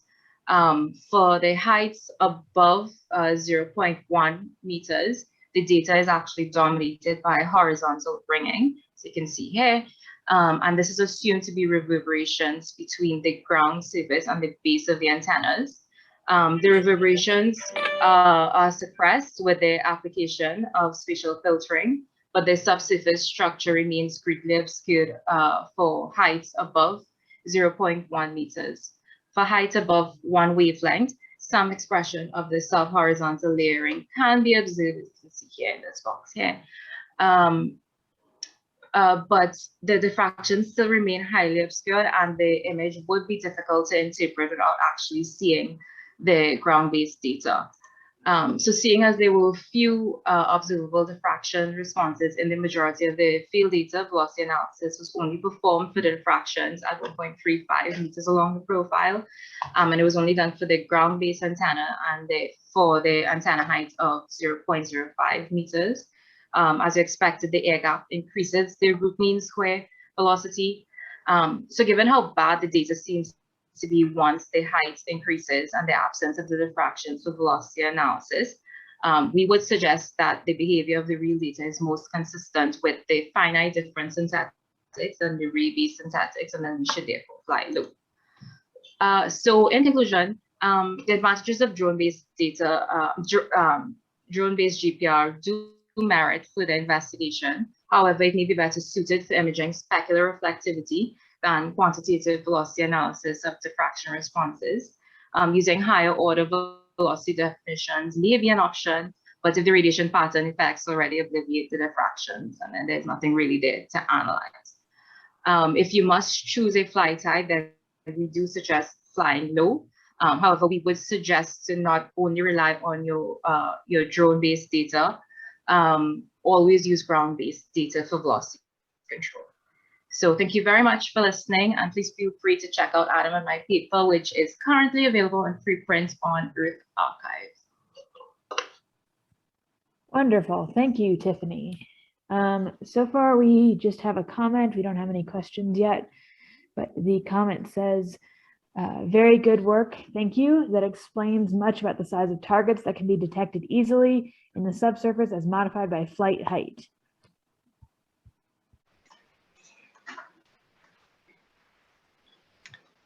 So we're going to have a virtual demonstration from one of our platinum sponsors, so Geometrics. So we're going to have Gretchen presenting for Geometrics. Yes, thank you. I'm the Director of Marketing for Geometrics, and I'm going to show a video on some research we helped out with last year with the University of Nevada, Reno, and the Great Basin Center for Geothermal Energy. So let me play this video. Let me share the screen. So we have Jamin Greenbaum from the University of California in San Diego. And he's going to be talking to us today about UAVs for Antarctica. Autonomous long-range aircraft are needed to characterize and monitor rapidly melting glaciers and ice shelves. So take it away, Jamin. Okay, thank you. And yeah, thanks so much for inviting me to present today. It's really great to be with you, and really enjoyed the presentations this morning. I'm excited for the rest. Yeah, and thank you for the introduction. So let's go to the slides. I basically, I've put this sea level change slide on top of the map of Antarctica to highlight, this is sort of what we think of as Antarctica. Well, as when we think of Antarctica, we think of the risk of sea level rise. And, and I'm going to talk about that a bit, but basically there's this uncertainty in sea level rise predictions that you see represented on this graph. We know it's becoming a problem because of the data in the background. You can see that the coastal Antarctica is thinning at an accelerating rate, but we'll get back to that plot in a minute. I've split this talk up into 3 parts. Part 1 is looking at sea level and conventional surveying. Part 2 gets into ice melt processes and the challenge of the continental shelf. And then part 3 gets into, sort of looking ahead to what we can use UAVs for. So first, quick review of the last 500,000 years on the left. You see in the last 5 glacial cycles, sea level was higher than at present, which is the line here, that's present sea level. So zooming in on the last interglacial period, you see on the right, sea level was very likely to have been 6 to 9 meters higher than it is at present, without anthropogenic greenhouse gas forcing going on superimposed on that. So the question is, where does that sea level come from? The 6 to 9 meters. Greenland is a major contributor right now, but studies have shown recently, well, in 2013, that the Greenland ice sheet contributed no more than 2 meters of relative sea level during the last interglacial period. Thermal ocean expansion, or ocean thermal expansion, and all glaciers outside of Antarctica and Greenland contributed about 1 meter, which means between 3 and 6 meters had to have come from Antarctica, which you can see by the scale is a lot bigger than Greenland. So intuitively, maybe that makes more sense. But really, where does that sea level come from? So this brings us to conventional surveying.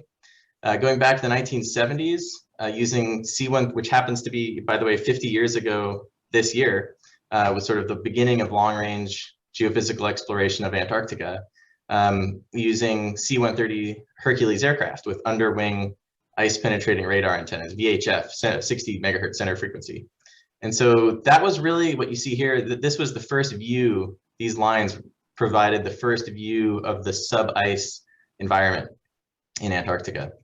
In the 1970s, between the 70s and the late 70s and the sort of mid 2000s, twin otter aircraft, like the one you see here, and IL-14 Aleutian aircraft were used all over Antarctica, as other aircraft were as well, but these were sort of workhorse aircraft to provide the lines that you see in this map.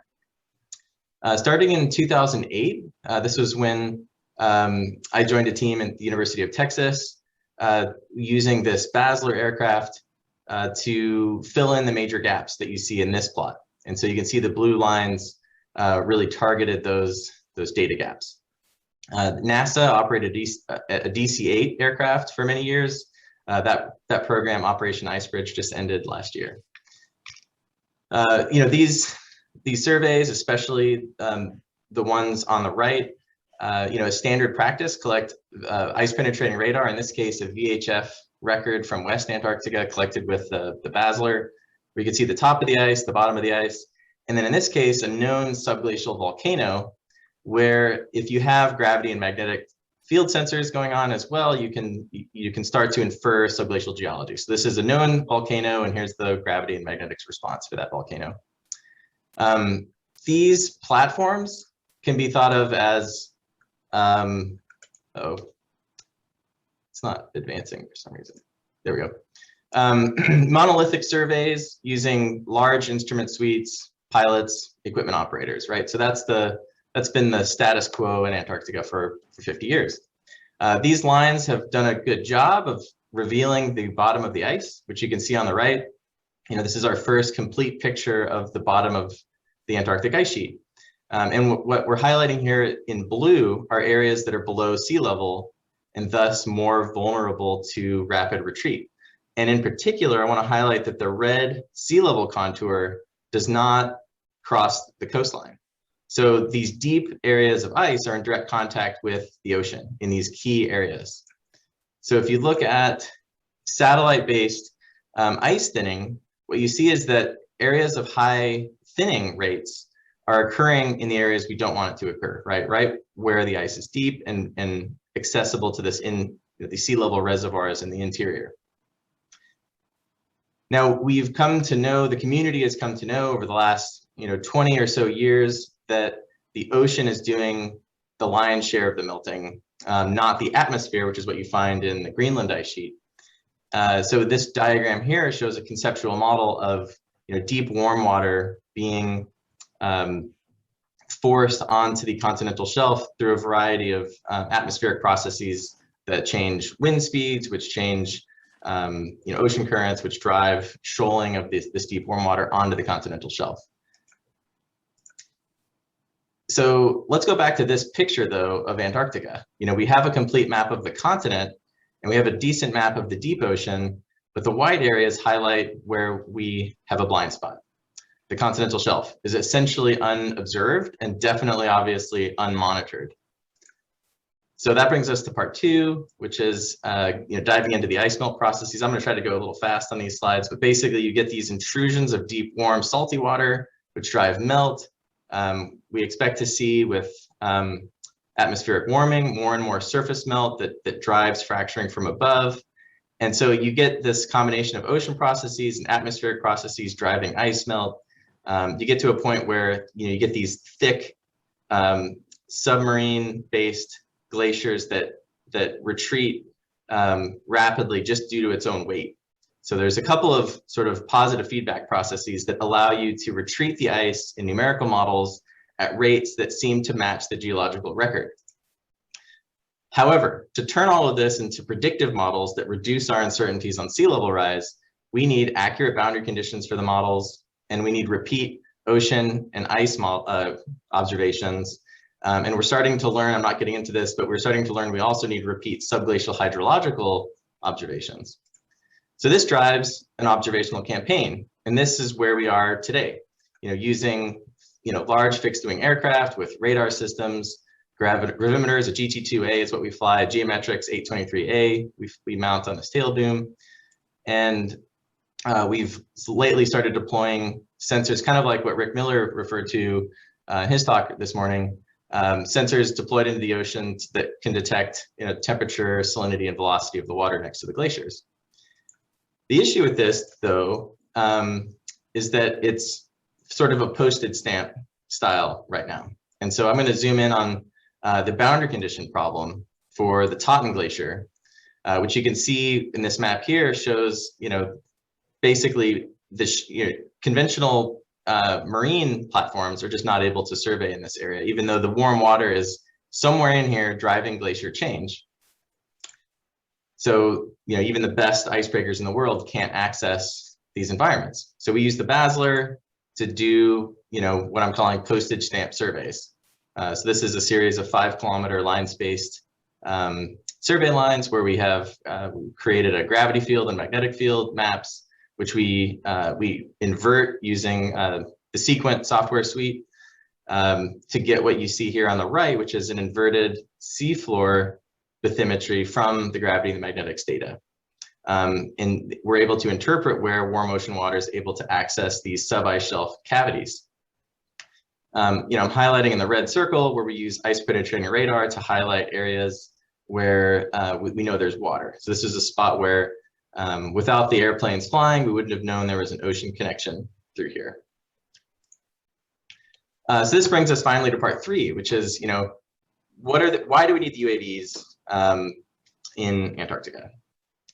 What are the opportunities? So let's take that last example I gave you of the gravity and magnetic surveys to infer seafloor shape around Antarctica as sort of a first level boundary condition on those predictive numerical ocean and ice models.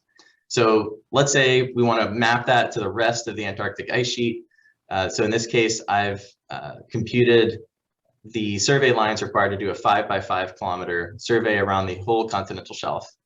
And by platform, you can see what you're looking at. Let's just focus on the last column here, the total number of flights required to accomplish those surveys.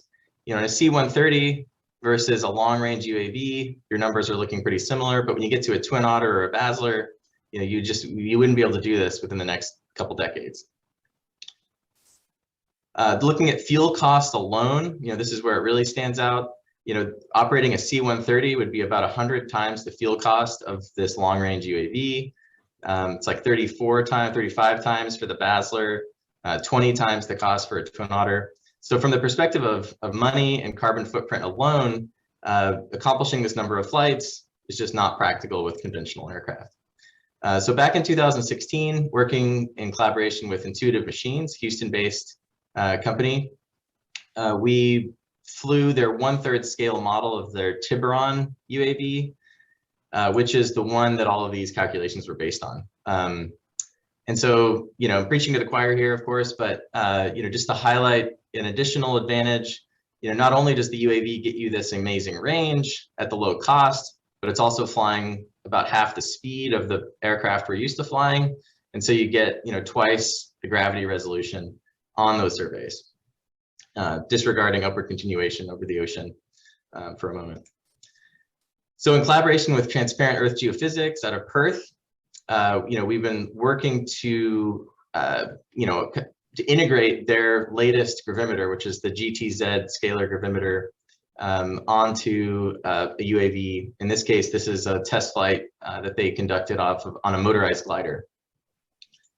So just looking ahead, prospects for the next several years, this coming Antarctic season, actually just in 2 months, I'll be deploying with the South Korean Antarctic program, mainly to operate an AS-350 helicopter to deploy those ocean sensors near the Thwaites Glacier here in West Antarctica.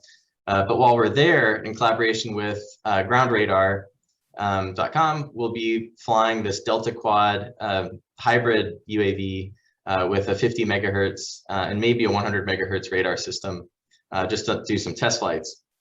In the 22-23 season, we'll have an opportunity to deploy with Korea to their base here, Jongbogo Station. And then in the following 3 years, we'll be working again with the Australian Antarctic Division at these bases here, the triangles.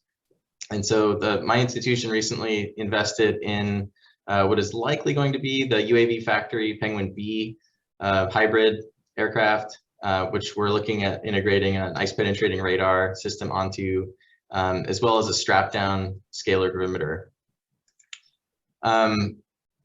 So just some key takeaways. Antarctica is the most likely source of multi-meter sea level rise under high emission scenarios. However, inadequate boundary conditions and monitoring is limiting the accuracy of sea level rise predictions right now. The old monolithic surveys using crewed aircraft just aren't appropriate anymore for the types of surveys we need to do, which include the gravity and the magnetics for the boundary conditions. But we really need to get into 4D ice penetrating radar surveys needed to address, to test and improve the numerical model physics. Because of all the surveying we've done, especially over the last 13 over the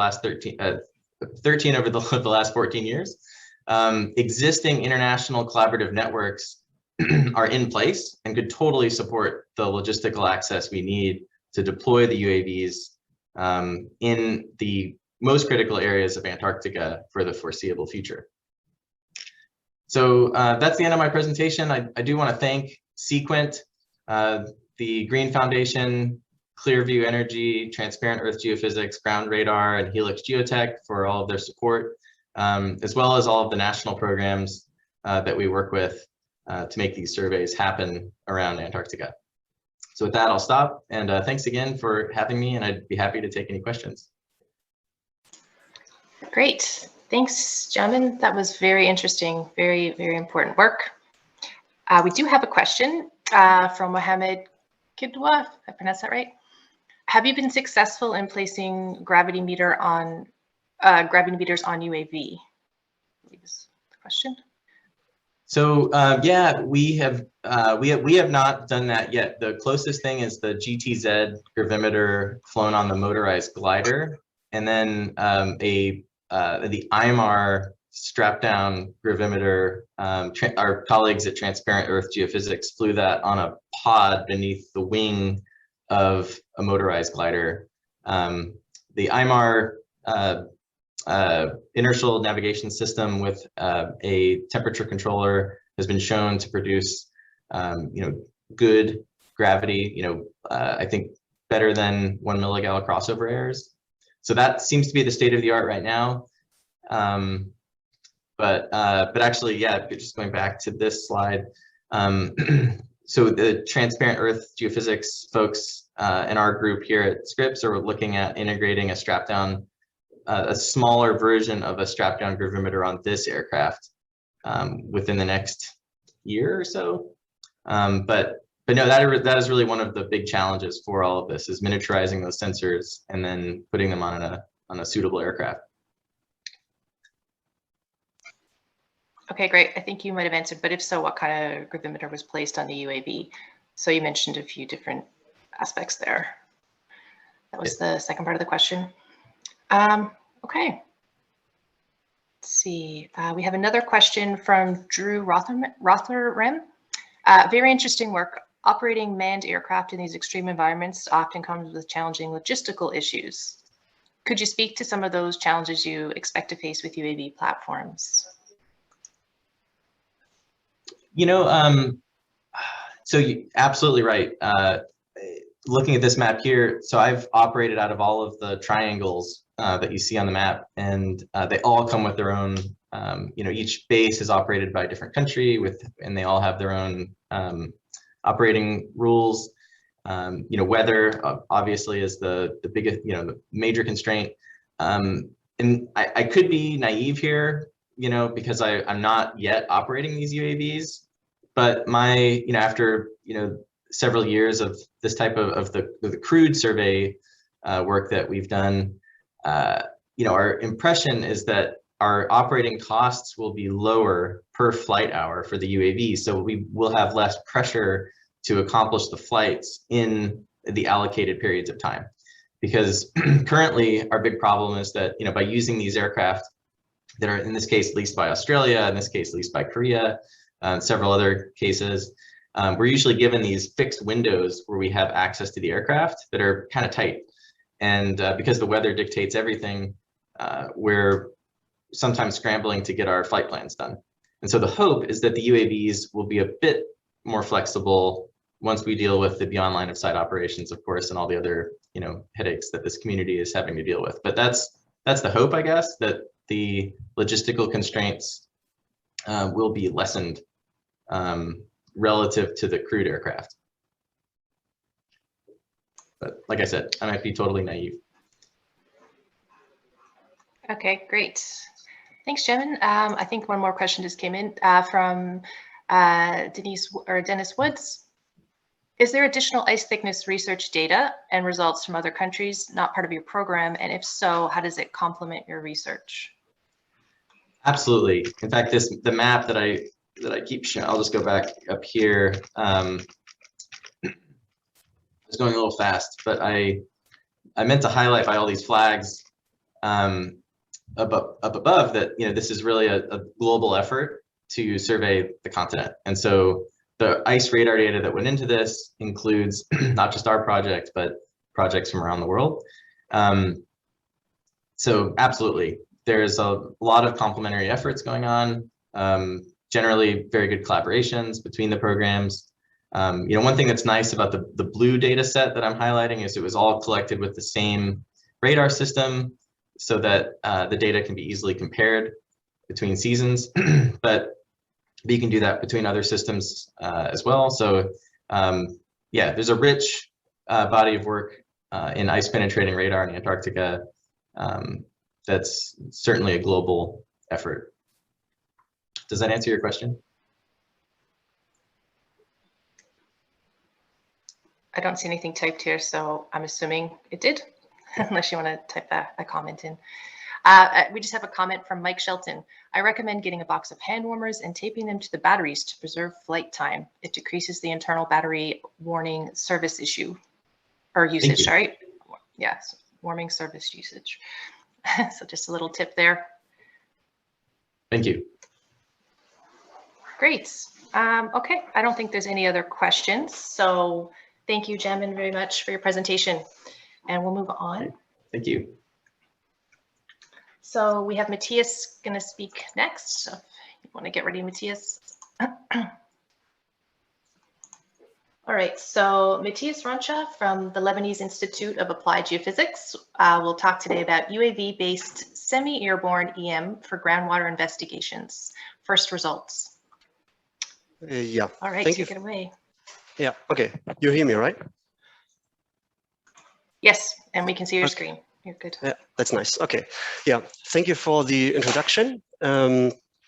So yeah, we actually used the UAV system for semi-airborne electromagnetics and groundwater investigations.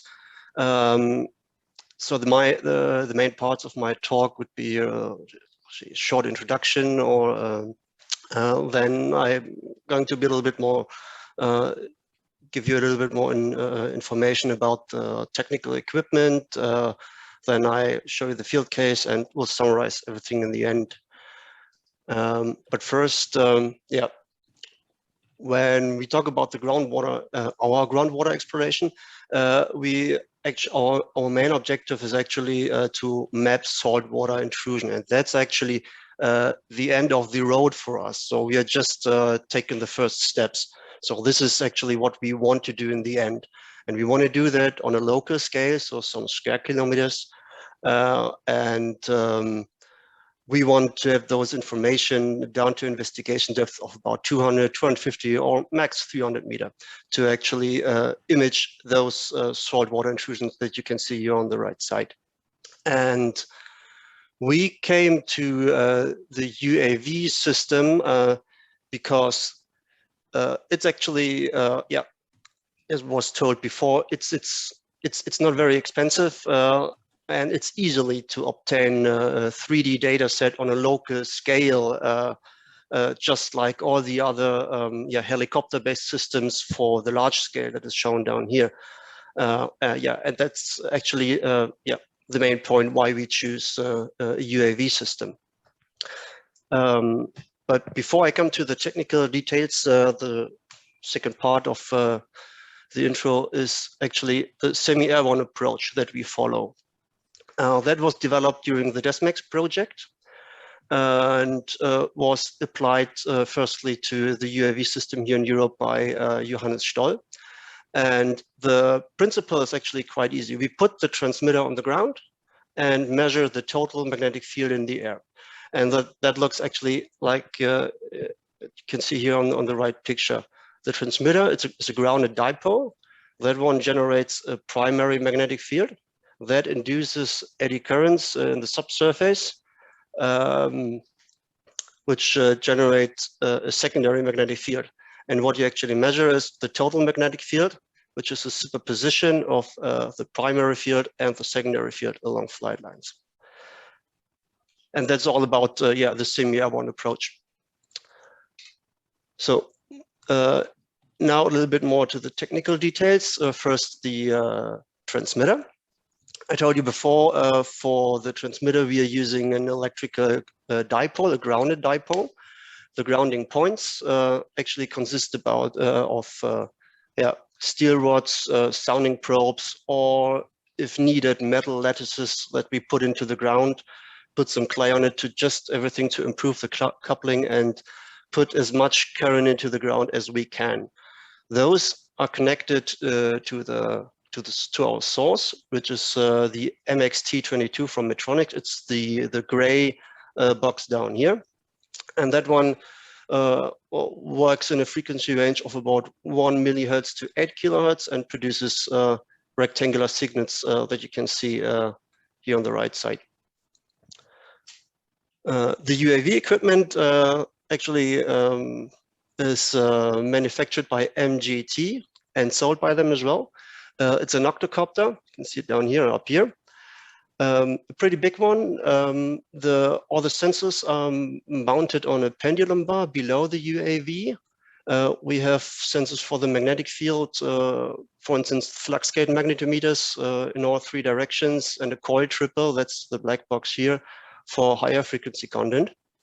And this pendulum bar is actually mounted directly on the data logger, which is directly below the UAV here. It's an ADU8 data logger, and we are working that with a sampling frequency of 64 kilohertz. And everything is powered by 5 lithium polymer batteries, 4 for the UAV and 1 for the data logger. And now I come to the major point number 3, the field case. That's one of our test sites, a pretty small one, south of Hanover, 30 kilometers away. It's the red point down here, pretty much in the middle of Germany. And the area is not very large, 770 by 630 meters. And in that area, we have a potassium mining disposal, where we have a possible leakage of salt contamination in the aquifer. We installed the transmitter in the north here, which is the red line, approximately 550 meters long. And we planned the flight survey like that you can see in the right 2 pictures, with flight lines perpendicular to the transmitter with a distance of 30 meters and some tie lines with 100 meter distance. We flew with an altitude of 40 meters and 5 meter per second speed, which is the standard for us. The next, what I want to show you is are the attitudes that are quite important for us, because we need those for the rotation of the magnetic field. We can record the attitudes first on the IMU sensor down here, the little orange thing that's on, which is on the pendulum bar, and we have a built-in system within the UAV itself. And here you can see the comparison between both. The blue one is the UAV, and the orange one, the IMU. And the most severe thing, what you can see here, is that we have quite a large difference here in the altitude at first. And when we compare it with the digital elevation model and with our flight height, we knew that actually the UAV is the right one, and the IMU here that we used somehow doesn't get the altitude nicely. Another quite problematic thing is in the jaw angle here. You probably don't see it that good here, but we have in the orange line a slight drift between the flight lines with a linear trend of the jaw angle that goes down, and that should not be the case. So that's why we used the jaw and the altitude from the UAV system and just discarded those two angles, those two parameters from the IMU. The pitch and roll, on the other hand, looks quite nice. From the IMU data, you can see they look a little bit more noisy, but that is actually that's actually right, because you record all those motions of the pendulum bar, and that's why it looks a little bit more noisy compared to the blue curve here. The next that we have a look on are some data of actually one location. First, the signal spectra. On top, you can see that from the transmitter with the 32 Hertz base frequency and all those odd harmonics here. Down below, you see the spectrum of the shift sensor, so one of the coils. And here you see that we have a little bit motion noise here below 100 Hertz. You can also see all the 32 Hertz and all those higher harmonics. And this higher noise level here between 700 and 900 Hertz, that's due to the UAV system and all those multiples as well. The next thing that is important, later important, is this peak here at 8 kilohertz, sorry. And this is actually the pulse width modulation of the transmitter, of the source itself. And that's actually quite nice, because this increase of the amplitude at the end, we can use that to get better signals. But what we actually use in the end for inversion, everything, so the data that we are actually using and processing any further are transfer functions, which is nothing more than the B component here divided by the current for all odd harmonics. And that's actually what we can see here on the bottom two pictures. And what we have a look at in the next slides are those red crosses here that we extracted from those transfer functions. And that's what we see here for one entire flight line for all frequencies. Here on the left side, you see a complete data set on top of the Y component of the B field, and the bottom, the Z component of the B field. And what we can see first is the Y component is a pretty clean data set. It has a good data quality compared to the Z component. That looks more noisy, especially in the amplitude, which is the top picture here. Down below that picture, those are the phases. And here you see some odd behavior near the transmitter for the Z component. Also, you can see that that we have quite noisy data for the highest frequencies in all components, and especially in the Z component, that we have a little bit more noise here in the for higher offsets. Higher offsets towards the transmitter. That's actually a result from the lower signal in the Z component here, and thus a lower signal to noise ratio. And this one here at 700 Hertz, that's actually, if you remember it from the spectra, this is actually the UAV noise here that we see. So what have we done then? We just filled out the data to and got those pictures on the right side. So we just discarded here stations near the transmitter because we have some odd behavior here, which we cannot explain. And we filled out all those frequencies with that exhibit a higher noise in the phases, and we get those pictures here on the right side for amplitude and phase for Y and Z component. Still, we have some noise here in the Z component, And that's why we actually decided in the end not to use the Z component, but only invert the Y component. And that's what you can see here. Just an example of one flight line. That's a stitch 1D inversion of one flight line. We used MP Modern Pi Gimli for that. And we didn't put in any lateral constraints here, just to see what, just to get a feeling about the data and how those affect the inversion. And what we see here is that we first have dipping low resistive anomaly here that actually matches with other HEM data sets. And we have a horizontal feature here for low resistivities, and quite on top of that, higher resistivities. Just because I don't want to show you all those flight lines, we have just have a top view on the next slide here for all the flight lines. So here you have the normal flight lines, and here you got the tie lines. On the left side are the data, the transfer functions. On top, the amplitude, on bottom, the phase. For one of the higher frequencies, so that's 8 kilohertz. As you remember, that's in the range of the pulse width modulation. So we are getting quite a higher signal strength here. That's why the data are looking so clean here.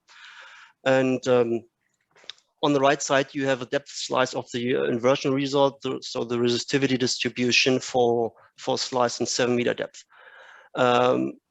We deliberately didn't cut the data set for this inversion here because we wanted to show you, and we want to get a feeling about what happens here in the in the vicinity of the transmitter, and what happens in the points where the UAV actually turns into another flight line, and how the motion noise is just going through all this processing states, and at the end in the inversion. And if we are actually going down with the frequency, then we are going down with the frequency, then we are going down into the depth as well. Oh, sorry. The crash, and then we go down a little bit here with the depth, 20 meter, and you see some low resistive feature coming from the north. Here it's probably mostly the same, but the gradient increases a little bit towards higher resistivities in the south. And here we have the 100 meter depth slice, showing that it's a little bit more noisy. Some things happen here in the near the transmitter, but somehow the transmitter does not affect the data as much as for the higher frequencies or the lower investigation depth. So just to summarize everything, we saw that we have still some problems concerning the data when we are near the transmitter. So what we saw was we should stick with, or we should just look at data within an offset of 100 meter to 800 meter distance towards the transmitter. The 1D inversion, or the stitched 1D inversion, showed investigation depths down to 200, 250 meter. That's quite nice, but we still have a limited resolution depth between 0 and 20 meter. And so the road ahead would be first just to estimate a realistic error model. That we haven't done so far. That's the major point here that we're working on right now. We have to increase the resolution a little bit more. That's actually a point where we just have to work on the data processing for higher frequencies. Then we're working, or our group is working on a 2D and 3D inversion. That's that's parallel to all the other points here. And we are still working on the experimental design just to improve the data quality due to overlapping measurements, several transmitter for one area, or just make it more mobile to reduce all the equipment that we need for those high currents for the grounded transmitter, and replace it with a loop source, for example. And that's the end of my talk. Thank you very much. Great, thanks, Matthias. That was very, very interesting. And we have some questions. So from Dennis Woods, he asked, why not place the transmitter dipole across the middle of the survey area? Yeah, that's because near the transmitter, we have some, or you saw it in the data, we had some severe problems concerning the data, especially the faces were not very clean near the transmitter. That would result in a large area that we have to cut out in the end, and that's actually what we don't want to do.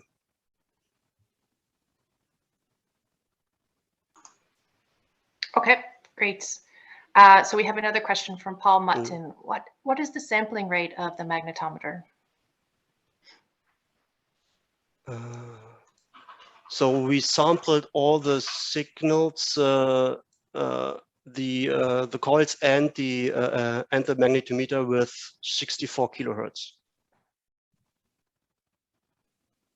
Okay, great. We have another question from Bob Grimm. Great talk. Depth of contact seemed to vary with distance from the transmitter. Seems like a good idea to put the transmitter at the other end and repeat. Yeah, and that's actually what we are planning to do. Just to put the transmitter on the other side and then repeat the measurement and then put all the data together. Yeah, that's the plan, definitely.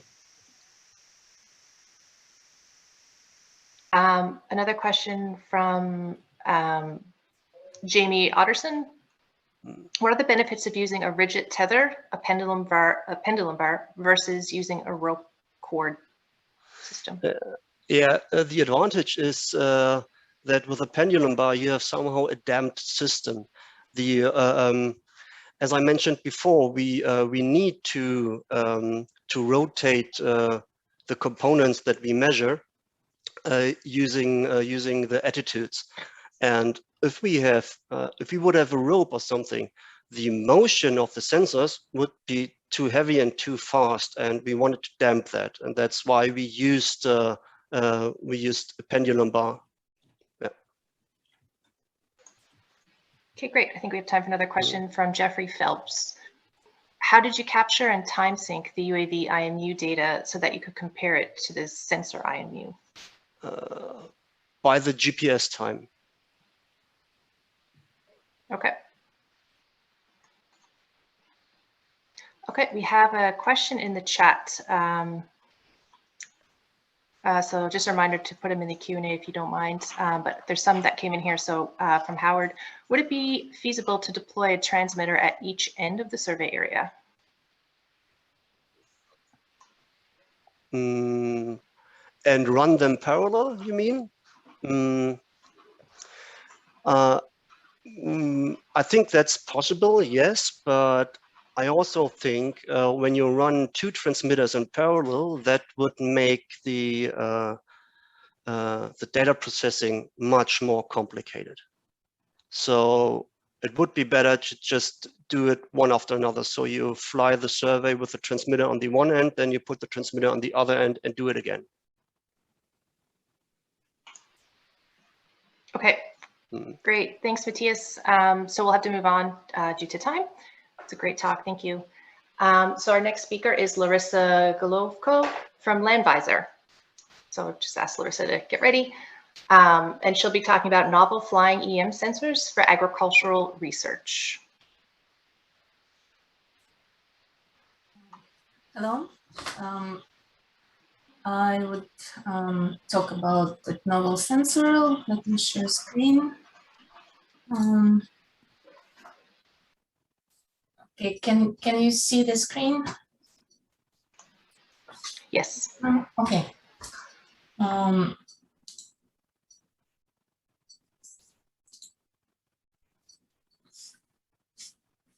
Okay, the topic today is the joint work with my company Landvisor, which we have a new branch in Czech Republic, and Yuri Manstein, who is CEO of CyberGeo. It's an Estonian and Russian equipment manufacturing company.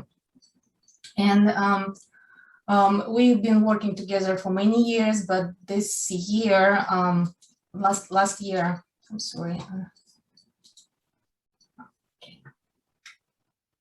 Okay, I just want to mention that in the abstract, this topic was mentioned. This project was particularly funded by European Union Horizon Innovation Program, and we work with other company in Germany as well, but not on the sensor side, but in data analytic for agricultural breeder companies. So basically, because on the farm, we need to know the soil properties, and they're very dynamic. On the farms, we're not so interested in very deep geophysics. Like I really enjoyed the previous talk by Mathias about how they separate the transmitter and to go deeper and the whole different approach. We are coming closer to the surface now, no more than 10-meter depth, which is of interest for agriculturists. And in agriculture, drones are used more and more extensively using this imagery, different resolutions, different bands of imagery. But those imagery and GIS analytics afterwards cannot really tell much about soils. Soil, we would need geophysics to see the difference in the layer, and well-known techniques, of course, resistivity, conductivity, because they do correlate with other agronomically important properties such as salinity, fertilizer, especially nitrogen fertilizer uptake, pH, soil texture, organic matter, water content, and so on. But unlike those agronomical properties, which you would need to get sampling, extensive sampling and analysis in laboratory, we can measure electrical parameters in situ and in the lab. In between us, our companies, we have Landvisor developed a handheld land mapper device, which is a direct current, small handheld, but it can be used for mapping or for measuring in laboratory or going with like manual vertical electrical zonding or even tomography. And on the left, CyberGeo and Russian manufacturer, which are basically the same company, they have 2 EM sensor right now on market. As Landvisor, we also deal with precision agriculture a lot and do some modeling and agricultural geophysics.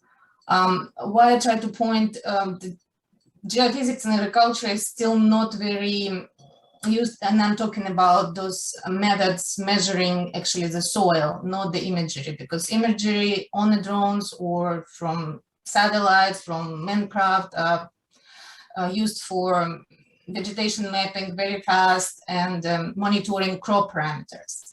There are also many sensors which are installed and monitor point data. And geophysical imaging can be used both for mapping and monitoring and building quick 2D, 3D models. And of course, there's DC methods and electromagnetic methods, and electromagnetic methods particularly suitable can be mobile. So we can walk or ride or even fly now. And this is just quick, like very, very important UAV and persistently used in agriculture for like crop health and different spectrum. This was some, in those imagery taken during the crop growth correlate with the final yield map. And this was in particular made with RedH and DVI parameter on a slant range drone. But like I said, salinity is one example when you plant the crop and you don't know the soil property, and then your crops start dying. And the same could be over fertilizing and so on. And that's those directly related to these electrical conductivity properties. They couldn't be seen on imagery on the bare soil. So quick overview of land mapper. It's a contact, it's 4 electrodes, can be measured in one place with down to 30 meters if need to be, can take soil samples and then correlate with laboratory imagery. And it's very portable, and agronomists use it a lot, and it corresponds with actual soil maps, like taking into account. This is just an overview. So was used in Russia, big potato farm, and they're interested in more deeper soil texture. So those are just horizontal snapshot. We were taking a lot of samples of the point, vertical electrical zoning, and then make a map of resistivity. Then correlated with the samples in laboratory with the clay content and water content and coefficient of filtration and the field capacity. They're all exponential relationships, usually because those properties directly influence mobility of electrical charges in soil, but then we would infer from those relationships actual depth slices of actual properties, which are important for agronomists. And those would be for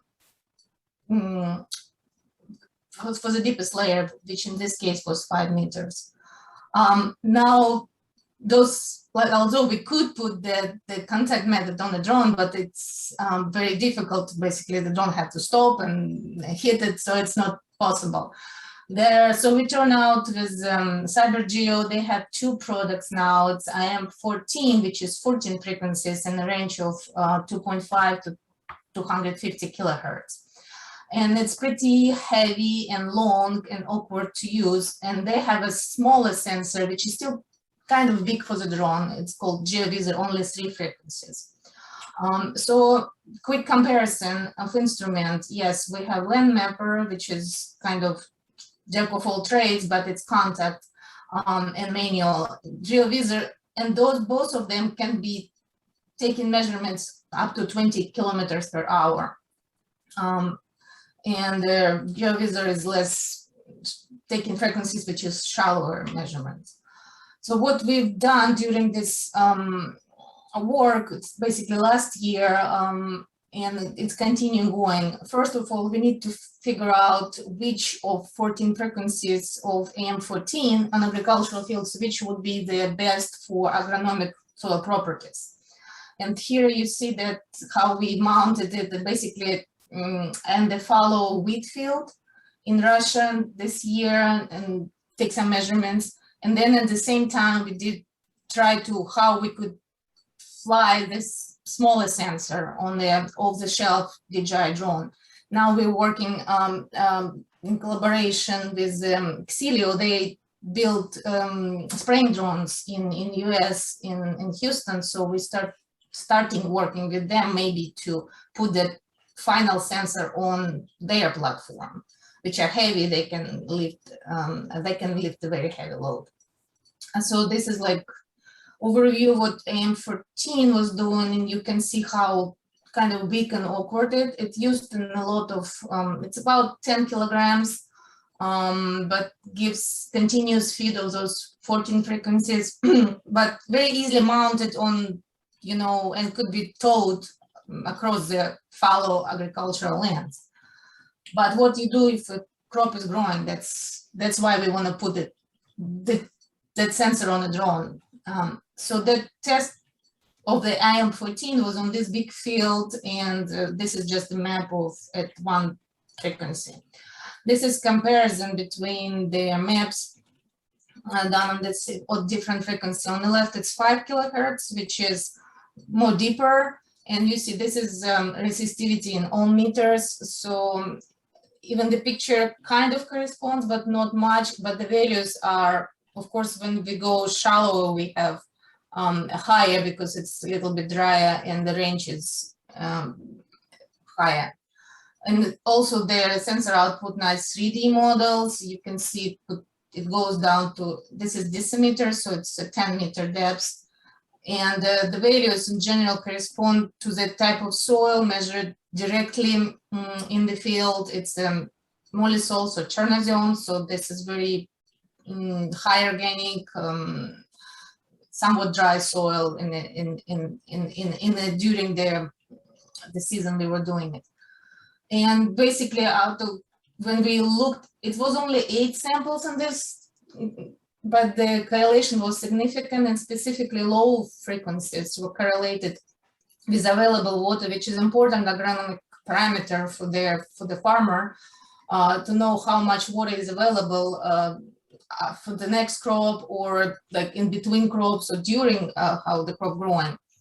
And then at the higher frequencies, it was shallow, of course, and it was well correlated with pH. What we have here is this 14 frequencies. They somewhat set for the A and B14 a little bit depending on the instrument sensitivity. Every instrument has their own like specification file, which could be calibrated a little bit, but they generally around this.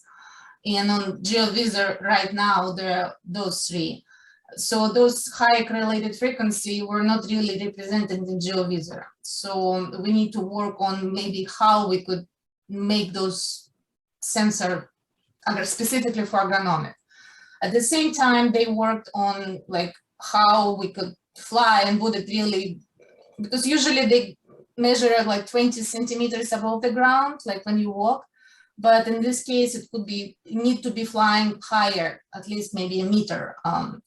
So they were mounting it, testing it in the winter time on a drone, like off-the-shelf drone, but figure out that they needed extra LiDAR sensor to be more precise on the surface. And the control units have to be modified. So there's some technicalities. The harness wasn't really rigid. The case was partly rigid, partly it was a rope, which was also a little bit of problems in this case. But it depicts when it fly high, it changes. So they kind of hit a sweet spot that they could do it with 4 meter, because also the sensor should be far away from the drone and from the ground about 80 centimeters.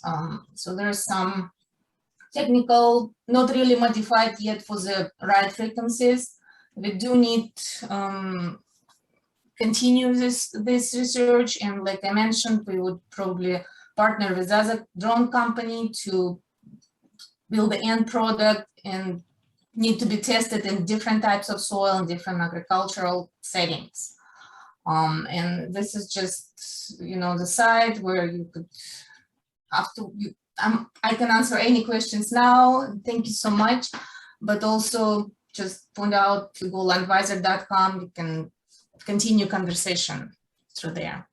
Thank you. Great, thank you, Larisa. We do have a question from Aaron Story. What program are you using to display your 2D slices in 3D? 2D slices in 3D. Okay. You still see my screen? Yep. Yeah. Okay. So this output from the manufacturer program, it's provided with IM14, but then it outputs to Surfer also and Voxler. So I mean, the raw data could be shown directly on like an Android device, QZone, but then you can export this data, and there's the Windows software comes with the equipment, and from there you could display those, and then you can export it also to Surfer.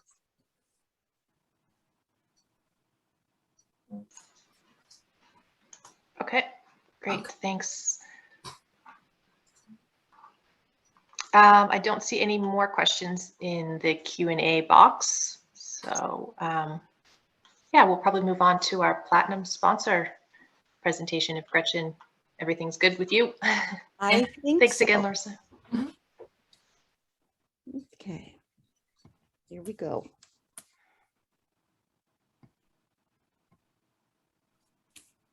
Can you see my screen? Yes. Okay. Let's see if we have sound.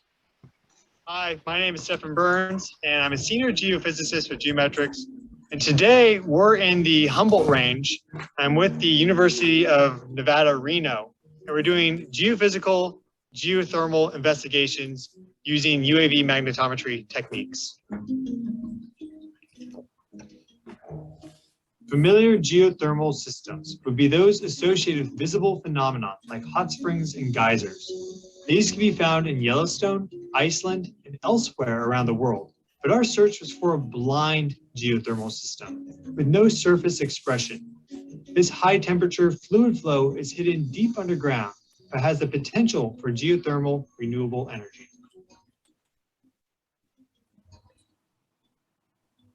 A variety of geoscientists have contributed to this geothermal exploration project. From fieldwork to final results, catch an inside glimpse into a university-led UAV magnetics operation and learn about the faulting and geothermal systems in Nevada in the process. First, we turn to James Faulds, the Nevada State geologist, for some geologic background on the field site. We know that geothermal systems, the known systems in Nevada that are hot enough to, let's say, produce electricity, occur in certain types of what we call favorable structural settings. What that really just means is that there's certain kinds of fault patterns that are favorable for geothermal activity versus others. And this particular pattern that we have in this area actually hosts about 1/3 of the known geothermal systems in Nevada, or in actually the whole Great Basin region. And so what we have here is what we call a step over. So there's one big fault, kind of like this, another big fault like that. And one is ending in one direction, the other ending in the other direction. So we're right in really the middle of the step over. So there's a big fault behind us on the range front where it pops up there. And then there's a big fault on the other side of us, like where I'm kind of looking toward, where there's the other part of the range. And that part of the range is kind of ending in this area as that fault ends. A key feature would be a low magnetic anomaly that is, let's say, maybe sort of circular in shape or semicircular or maybe ellipsoidal in shape, something like that. If we have a long linear low magnetic anomaly, that could just be the rocks that happen to be low in magnetism. But when you have more of a circular anomaly, something like that, that's an indication that the rocks could be altered. So maybe you've altered magnetite to hematite, there's lower magnetic susceptibility, and therefore lower magnetic values. And that's what we're looking for. Not all systems will show up in that way, but many of them do. And that's why it's a great place then to record geophysical data, because the geophysical data might give us a clue that there is or is not geothermal fluids beneath us. The duo leading the UAV mag fieldwork were Chris Kratt and Dr. Rachel Hatchabara. Chris piloted the UAV, and we'll hear from him shortly. But first, I spoke with Rachel about flight engineering for UAV magnetics. Doing some UAV mag these first couple months, getting to know the system a little bit more.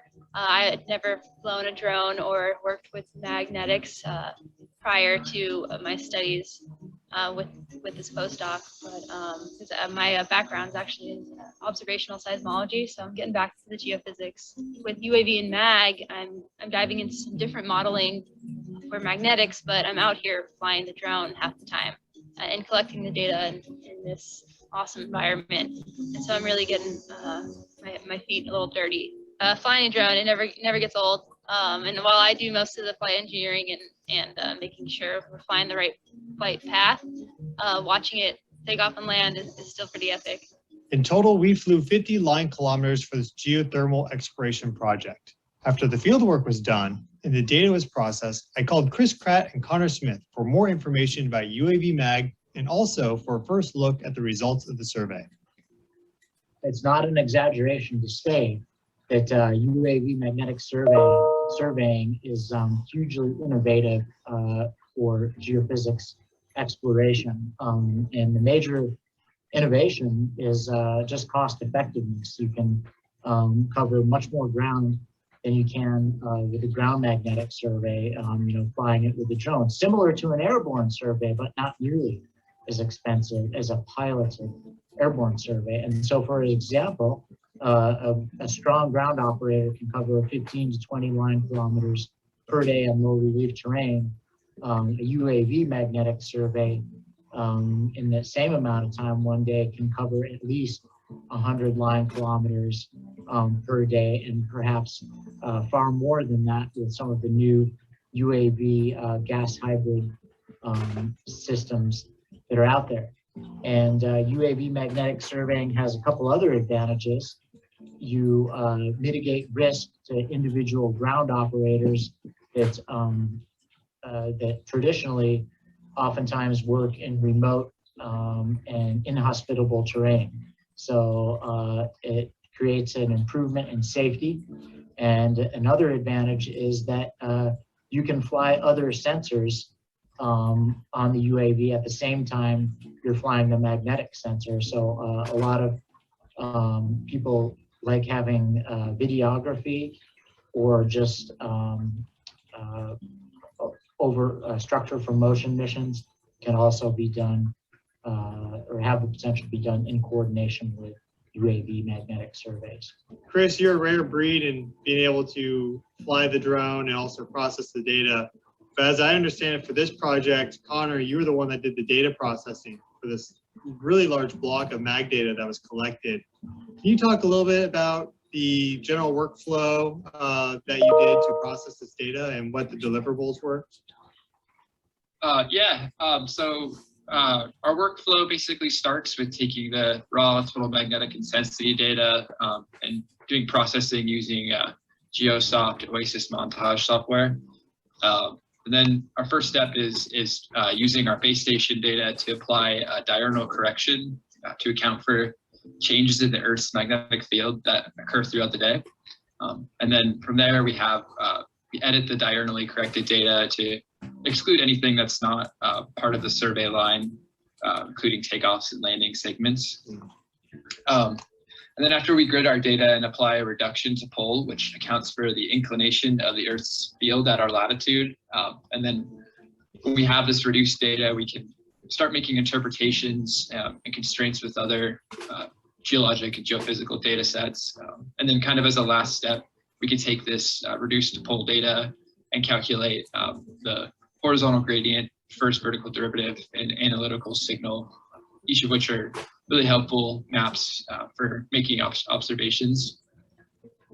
And the UAV mag could actually find that specific target potentially, if it exists. It has the resolution capability of doing that. Yeah, that's really exciting for geothermal exploration. Great. Well, yeah, it was excellent doing that project and be able to work with both of you out in the field to collect this data. And Connor, while we have you, I understand that you've done a lot of data processing already. Can you share with us some of these key insights that you found from the data that we collected? This is a zoomed out view of our study area. And just wanted to talk briefly about the background to this area. So this is a large step over in the Humboldt Range, which is a common structure for hosting geothermal systems. And often stepovers are associated with high fault fracture density and increased permeability, which can provide pathways for hydrothermal fluid flow at depth. And so, yeah, we're showing black lines here, which are representing a fault that runs all along the foot of the Humboldt Range and this relay ramp of the stepover. The age of this fault is also a big factor in why it was selected. It's a young Holocene age rupture. And if I toggle the Google Earth view, you can kind of make out where there's a scarp along this fault. So this site was chosen as part of a regional exploration study known as the Play Fairway Analysis. Lastly, we return back to James Falls. But this could be huge, the UAV magnetometry, in helping us to be a lot more economic and efficient, and we could cover many more areas. Oh, it's fantastic. This is where I'm coming to work, you know. Once every couple weeks, I'm a happy camper. This video was created in partnership with Geometrics, the University of Nevada, Reno, CTEMPS, and UGCS. I've been your host, Stephen Burns. Thanks for watching.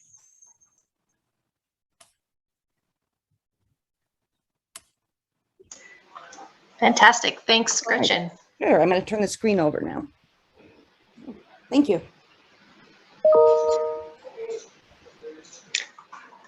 Okay, so I guess that concludes our speakers for today. And Morgan, you might want to lead us into some sort of discussion or So describe how that works. what's going to happen next is Lori is going to start moving everyone from the attendees portion to the panelist portion. What this means is everyone will now have the ability to unmute themselves and turn their video on. Because it can be a bit difficult to see if someone's trying to start a conversation or say something, we are going to ask that you unmute yourself and turn your video on when you would like to say something, or you can use the raise hand feature at the bottom of the screen. So for those who have not looked yet, at the bottom of your screen, you have a variety of options. There's a raise hand. It looks like this. I'm demonstrating that now for you.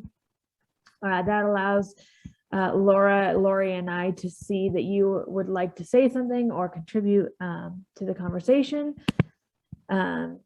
In addition to that, if you don't feel like speaking, you are welcome to type in the chat or the Q&A. The Q&A box will no longer be available to you once you have been moved to the panelist section.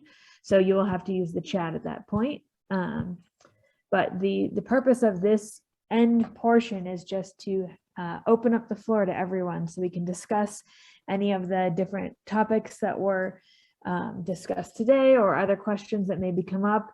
As you can all see, we have about 80 participants, 73 participants at the moment, who are all over the world and have lots of experience to share. So I actually think that there was a good question from one of our participants that we can go ahead and kick this off with. Sorry, give me just a second to find that in the chat. Was that from Catherine? Yes. Do you have it in front of you? I do. Yeah. Yeah, it was a question we didn't get to. Please go ahead and read that. Okay, yeah, so this is from Catherine Dublack. Can you comment on the pros and cons between this method and other EM methods that can cover areas quickly and relatively cheap, like towed time domain EM? And I think that was following Mathias's talk. Let's see. Mathias, would you care to comment on that or respond?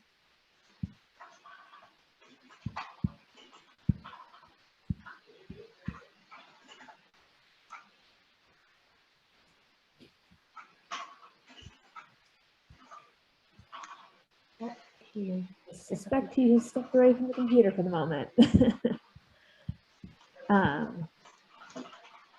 Yeah, I think there's an interesting discussion happening right now with comparisons between using airborne data from helicopters for EM, along with ground-based measurements and then towed time measurements as well. I can't speak to that particular sensor system because I have not used it, but I would love to hear any comments or questions that come from the rest of the panel. Does the rest of our panel or any members of the participation want to add to this?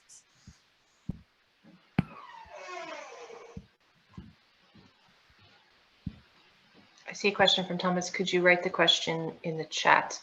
Oh, sure, I can do that. Yeah. It's back in the chat a bit further, actually.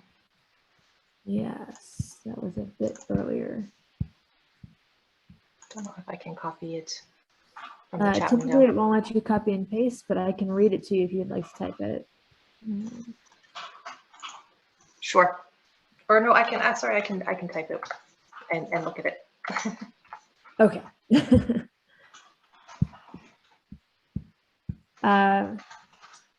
And Chris, you also have a question for Kristaps, I think. So Kristaps, are you still here?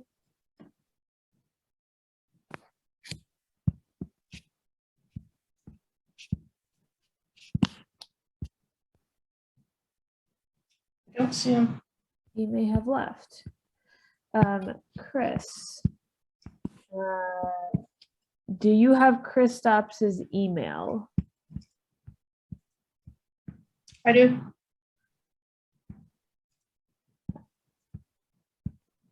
Okay, Laura, would you just send Kristaps' email in the Q&A?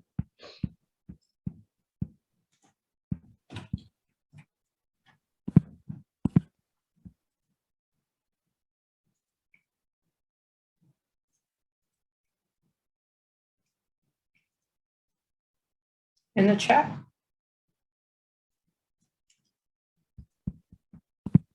It's in the Q&A. All right, I'm putting it in the chat because I can't actually answer questions in the Q&A. So there's okay. Email in the chat. Presenters, if you are willing to turn on your cameras, I think that will help a little bit with facilitating the conversation. Wow, Chris, I can't imagine what time it is.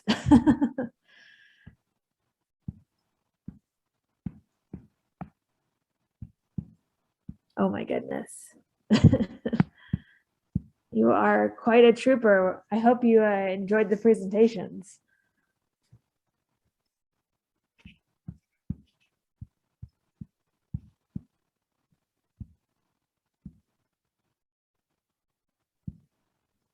Larisa, we have another question for you.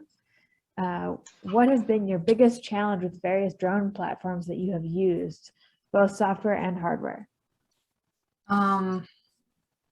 Well, I used basically for the imagery work, I used like DJI's from the smallest one, like Spark, just general picture and georeferencing thing.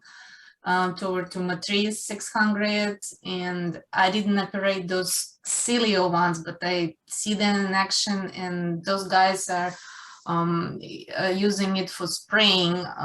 They can carry, I would say, they told me like 12 gallons. So basically, I'm really hopeful to use them. The challenges was, I mentioned it was conveyed to me. I didn't use the ones with the sensors I presented. It was conveyed to me by Yuri, and it's they cannot really use the off-the-shelf DJI's controlling software, so they would need to use like what was it, Pixel Hawks software to kind of retrofit it to what they want. Yeah, so basically, if you can get a platform which is sort of open, you can get the protocol, you can put them together, software and hardware, but a challenge because some of the manufacturer will not open their, not even output in like CSV or common format. And that's the biggest challenge, the closeness, yeah, of these platforms. Wonderful. We have a question for Bastien. This is from Aaron Story. What interpolation method was used to interpret between profiles? Hi, Erin. I'm sorry, I can't remember right now exactly what method it was, but I can check and I can send you a mail if you want. I used quite simple interpolation on using MATLAB software, but I cannot tell you exactly which one right now, but I can send it. Wonderful. Bastien, would you mind putting your email in the chat? Yeah. I think that's the easiest way to do this.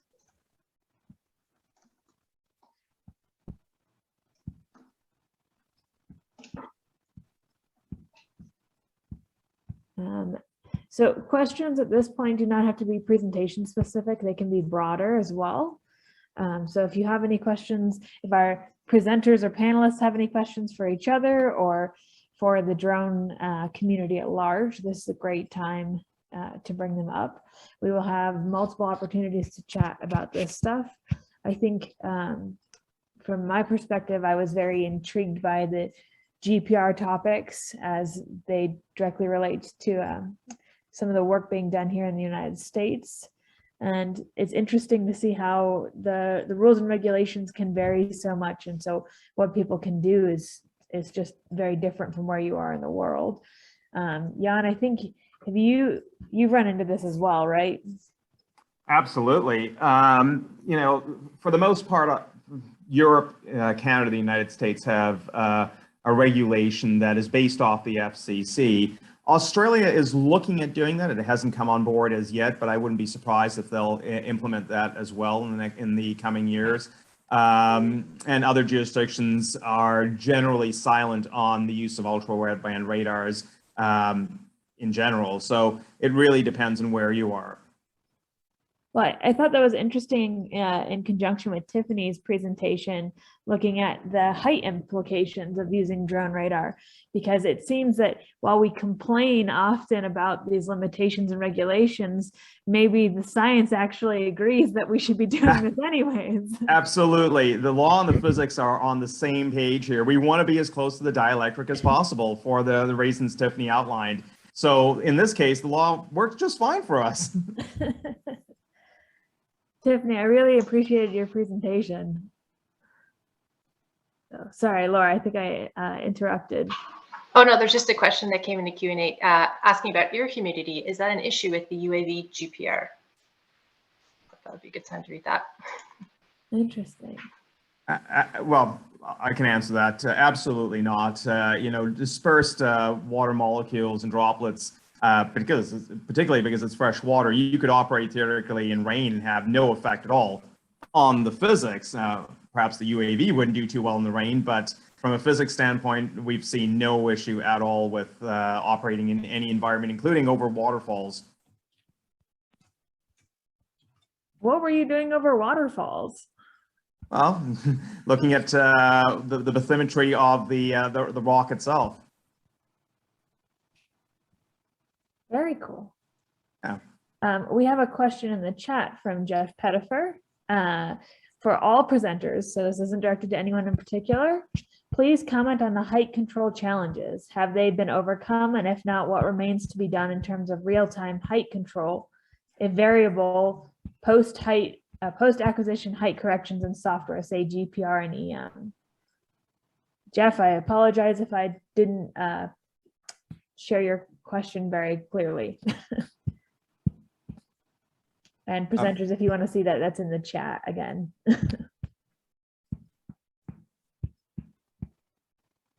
So I'll comment. I'm not a presenter, but I'll comment on the implication of height control for GPR surveys. And I see so many examples of really interesting GPR data sets taken in suitable environments on LinkedIn, for example. But we see this variable time zero sort of thing, and it's not corrected for. And that has a significant implication, right? So software does have the ability to allow you to draw in the ground surface and then flatten to that horizon. That's very important to do, regardless of what kind of flight control you're using. There's still variations. Additionally, Kean Dawson with the USGS added to that same comment or that same question. His comment is, logistically limiting SUAS surveys, GPR or otherwise, altitude to only 1 meter or so severely limits real-world applications for operational use. Would our presenters like to speak to that as well? Like,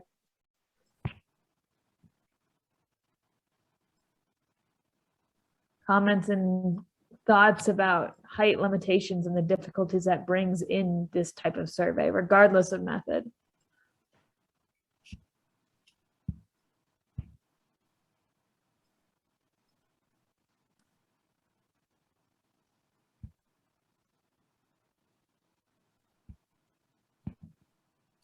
Larisa, for the agricultural application, do you find that the 1 meter limitation for GPR and other methods would that be less of a concern? Because I'm making an assumption that for an agricultural application, you have a somewhat well-maintained field site. No, well, the problem is I can see, first of all, sensor should also be kind of close to the ground in our case. But it should be far away from the drone itself. So you're getting, I don't think we have the limitation on the, actually in agriculture, when I've been using imagery drones, the limitation actually, you can fly those drones we see 400 feet. I think that was a limit of FFA. But then if you get into this setup, you have 1 meter of sensor above the ground and you have 5 meters from the drone, you basically, there's the trees around the field. So you have to be, don't tangle itself. There's the people, because you're yourself and some people, you cannot fly above the people. And I mean, it's due to regulations really in agriculture. Usually you're close to the airports, which doing also chemicals or spraying, like agricultural, those small. And at some point I was operating my drone where the helicopters and agricultural plane was flying all the way, and I was really close. My field was really close to the airport. So I have to drop down and sit still my drone until they, clear. So there's a challenge like that, but not because of their, and I didn't work with GPR on the drone or otherwise, so I can't speak about it. Great, yeah. Mathias just responded actually about the EM survey he was doing for groundwater to Catherine's question. So towed EM would be good. It's not so restricted. It's not so restricted concerning topography. So we're just talking about, staying above the topography, but so the towed EM method's good, but he was working on farming land. So similar to Larisa, you don't want to walk over that land ideally. So that's where the drone would be super useful. But you are right, towed EM is another new method covering larger areas quickly. So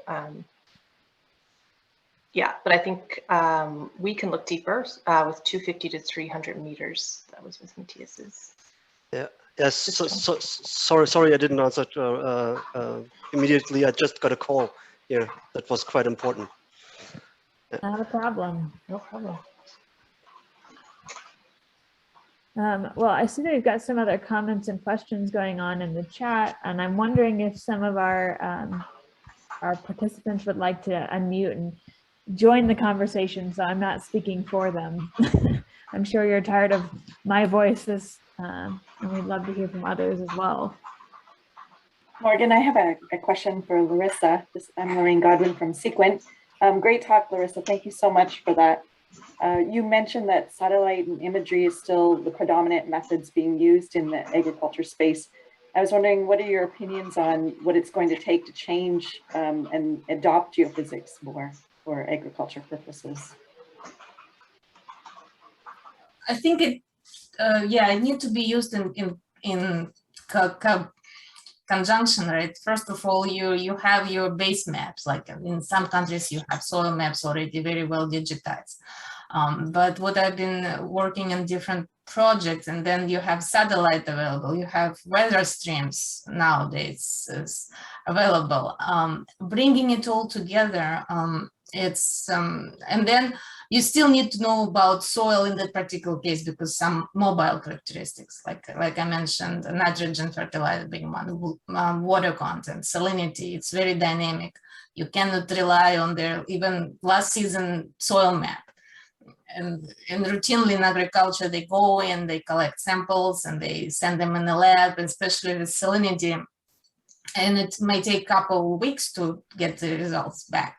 So this geophysics, which could be on the ground and very important. Now, drones are very cool toys. I mean, everybody likes drones. I myself, when I worked for IceTech for quite the last 3 years, I get a drone license, so I'm licensed to fly the drones for agriculture or other commercial, but everybody likes it. But down the line, it collects a lot of data and how you process, how you present. And by the way, Lorraine, I know Sequent now kind of joined both AGS. I've been selling REST to DREST 3D through Landvisor for many, many years. So I know talking, everybody, I just get the talk. So I was happy to meet you like this too. Yeah. That's great. Thanks. Thanks, Larisa.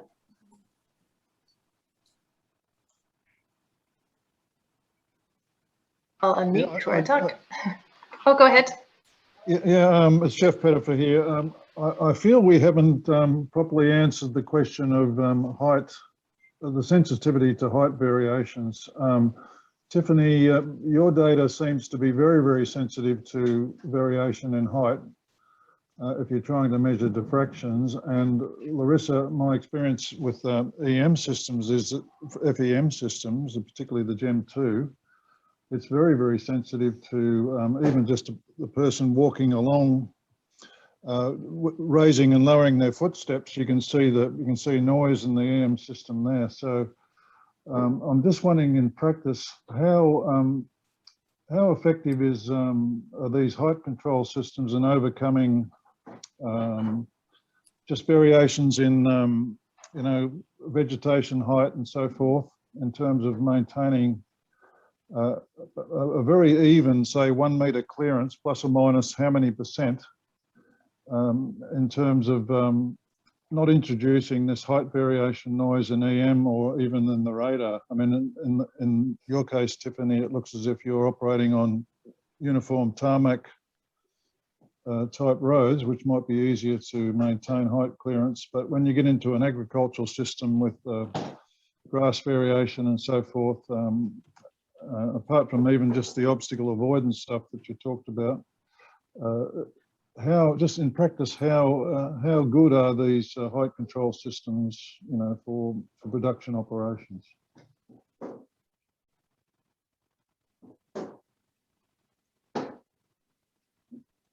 So I don't really have the experience with the actual height control because I didn't have the opportunity to use the drones.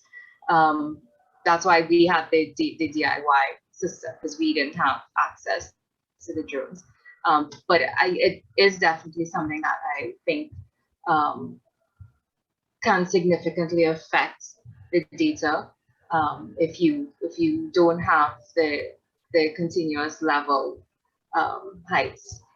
So I don't know if somebody else can talk more about the actual system and if there's anything. Yeah, so we've been experimenting with the 3 altitude control or altitude measurement concepts, one being LiDAR, sonar, and radar. And the LiDAR is very cheap. You can get a 1D LiDAR that's very accurate to, for $100. The problem is that it's quite susceptible to noise. So to use that for terrain following didn't seem like a good idea. The sonar did reasonably well, but is a very large contact area. The illumination zone of the sonar is quite large, so it didn't detect objects coming up to the drone fast enough. The best we found was essentially an automotive backup radar system taken off a vehicle, 24 gigahertz radar that worked really well. And is inexpensive. Those are less than $60.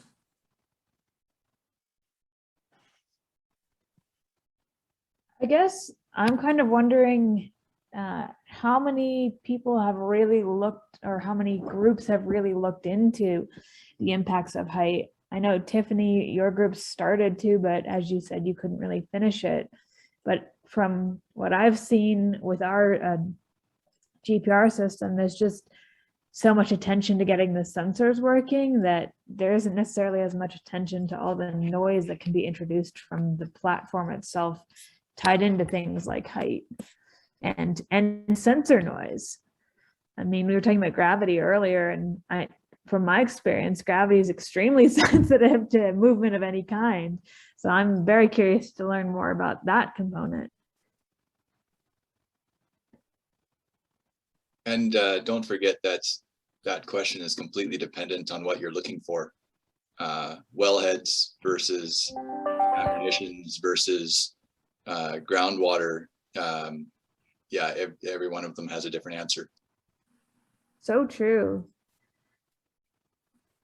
I guess we're also we're looking at the D230A for radiometric surveys, and in our discussions with TerraPlus, they've recommended the UGCS True Terrain Following Kit, the TTF kit, accurately follows the terrain while flying based on data received from a radar altimeter. The TTF kit allows the drone to fly at low and constant AGL altitudes without the need of a precise digital elevation.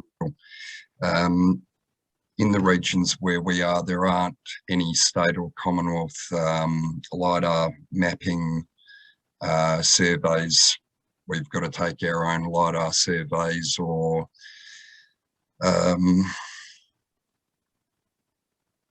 yeah.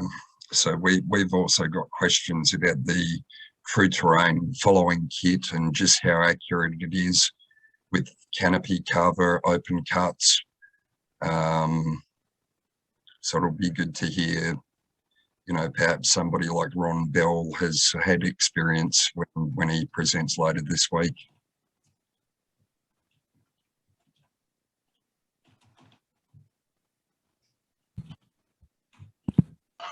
Yeah, for sure. I know, Bastien, you had you were able to even fly over boulders at a like follow terrain that closely.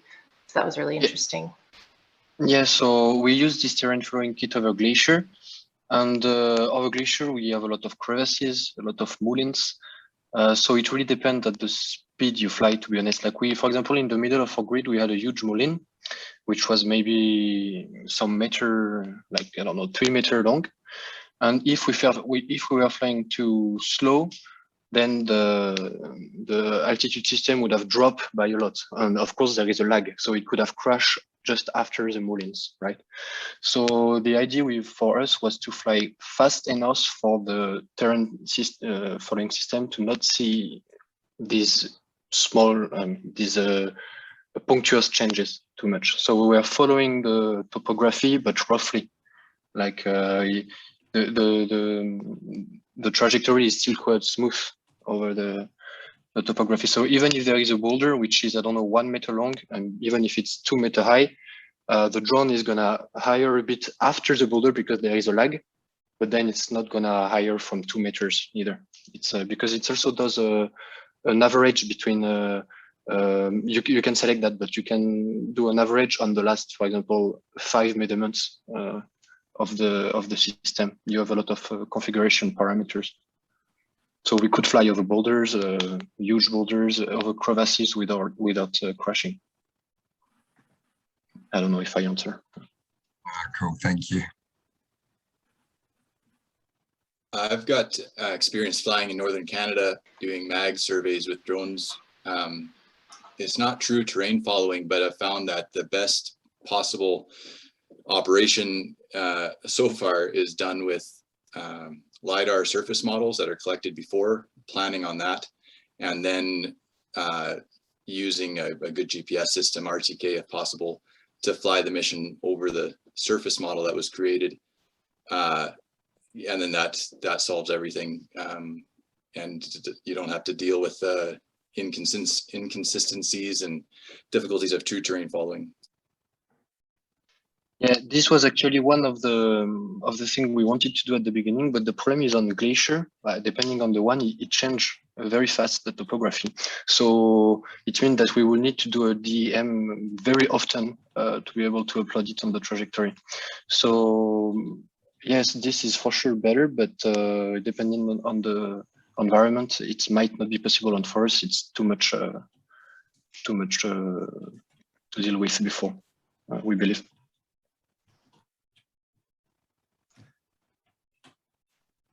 Every situation has a different answer, doesn't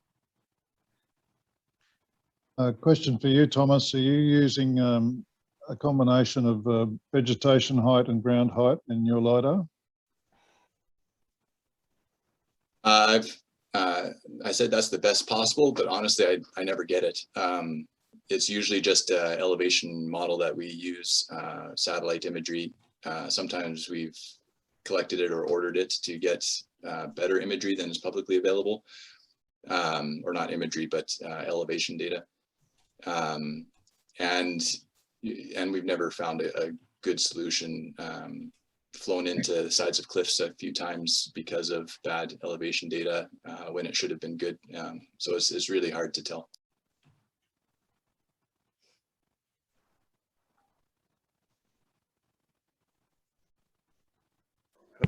Chris. Yeah, I saw the little hand there. That's what you meant. I have a question for the group. I really love flying with the M600 in that system, especially with a crystal sky. But it sounds like, you know, that system is being retired. Where do we go from here besides the 300? Is there something, and there's a lot of other M600 users here in this group. Does anybody have an idea of what they're going to do after this, you know, the 600? They stopped making batteries and that sort of thing for it.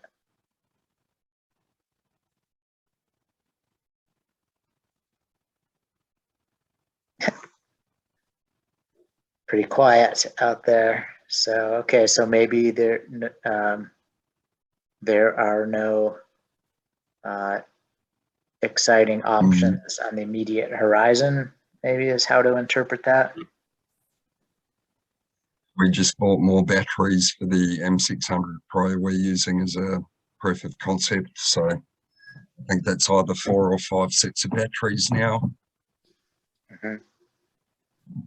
And I mean, I know there's other options out there, but there's such a big difference in price that, you know, you've got to really think about, whoa, you know, what if I crash? That's the thing. At M600, you can eat that. You can eat $6,000, but some of the other systems that are out there, it's going to be a lot harder to absorb. An incident is Helen McCreary nicely put it. And those of us that have flown a lot, we all know that an incident is going to happen at some point. We're getting to the stage where the larger drones we've been reviewing, it actually makes sense for us to go to either helicopter surveys or small light aircraft. The cost of the drones kind of significantly jump, and the ones we've been looking at just go well above 100,000 Aussie dollars, not including the instruments. And you know, here we can, having a light aircraft or access to a helicopter gives us a few more capabilities. So we're getting our instrumentation right under the current UAV platform, and if we do find something that enables 2 to 3 hours with a 5 kilo payload in future, that'll be great. But we're also reviewing larger systems at a higher altitude. So a question for everyone. We've discussed in the past if it would be of interest to bring in some of the UAV manufacturers to this conversation in this particular event. Can I get a show of interest for who would like to see that in the future? Honestly, I've come to distrust UAV manufacturers immensely.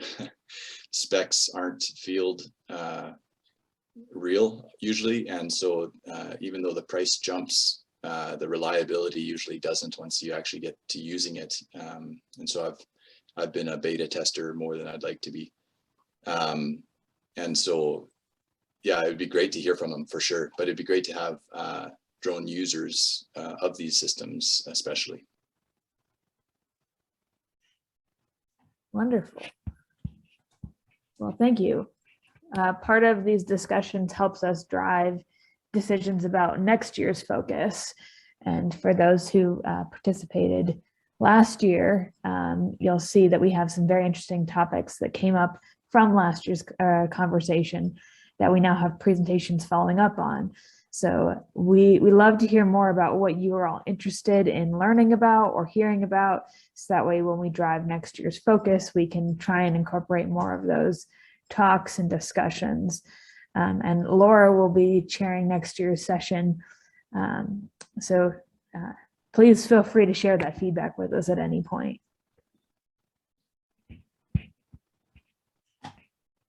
It was interesting to hear you say, Thomas, that you would rather hear more from the users than the manufacturers themselves. And And it looks like we've got a couple of additional questions coming in. Laura, would you like to read those? Sure, yeah. Okay, that's just a comment. So this is a question. GPR mounted on a drone has been so far mainly used for detecting buried objects or delineating bedrock. Any thoughts about possibilities, challenges of quantifying properties, example, permeativity from the acquired data? So can we acquire permeativity from GPR mounted drones? Or at least, yeah, quantifying that property. Any experts on that? Unfortunately, it's not me. So in terms of like the permittivity, it depends on like your velocity analysis and how accurate your velocity analysis would be, right? So if the GPR data, you're having issues with your accuracy with the velocity, it might give you some issues with it, and in particular the permittivity.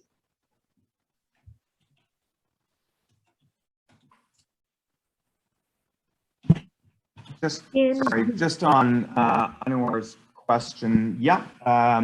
So we have now a multi-channel GPR. It's a 8-channel GPR that is less than 1.5 kilos at 300 megahertz for specifically electric property measurement from a drone. So that is totally doable now.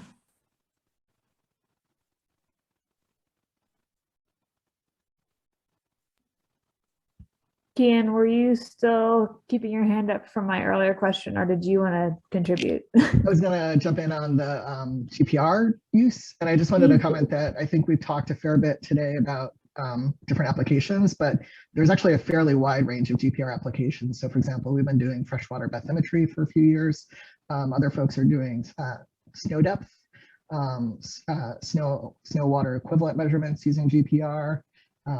So there's a lot of applications, I think, just to keep that in mind.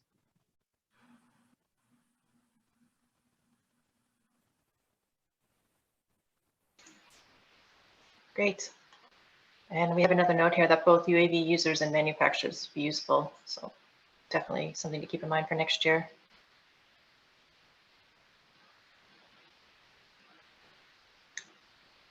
And there's a reference in the chat, read the post about the M600, which is quite long, so. On that same note, talking about magnetic surveys, the majority of tomorrow's topics are magnetics. So if you have not had a chance to look yet, I would be happy to. Lori, do you still have the program booklet pulled up, or not the booklet, the schedule? Oh, but I will. So we have a question in the attendees. Okay, I'm just looking for raised hands here. Oh, I do see one. Saye, if I say that. I do not know how we invite them to speak, but you are welcome to unmute if you can.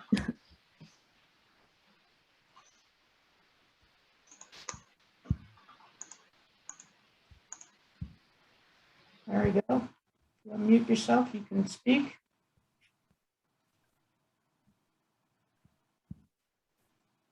Anyone with your hand raised, I only see one, but if I'm missing someone, just please feel free to unmute.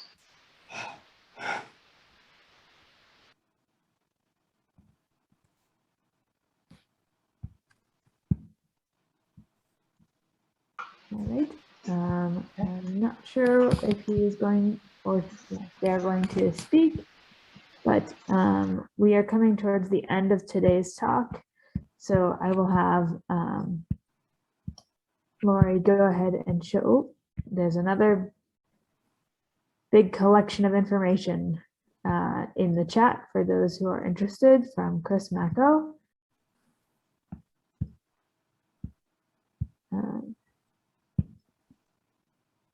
Excellent feedback. We will look into that. Thank you, Chris. With respect to tomorrow, for those who have not seen the schedule yet, tomorrow is day 2. The focus is primarily on magnetics, and we will have our 2 session co-chairs tomorrow are Juan Ortega and Rena Hartman. They're both here today. I think they have their cameras open so they can wave if they feel like it. But the majority of the focus will be on magnetics with a variety of case studies, along with some other information regarding things like noise determination and calibration. So I think that'll be a very interesting set of talks. Our keynote speaker tomorrow is Kanita Khaled.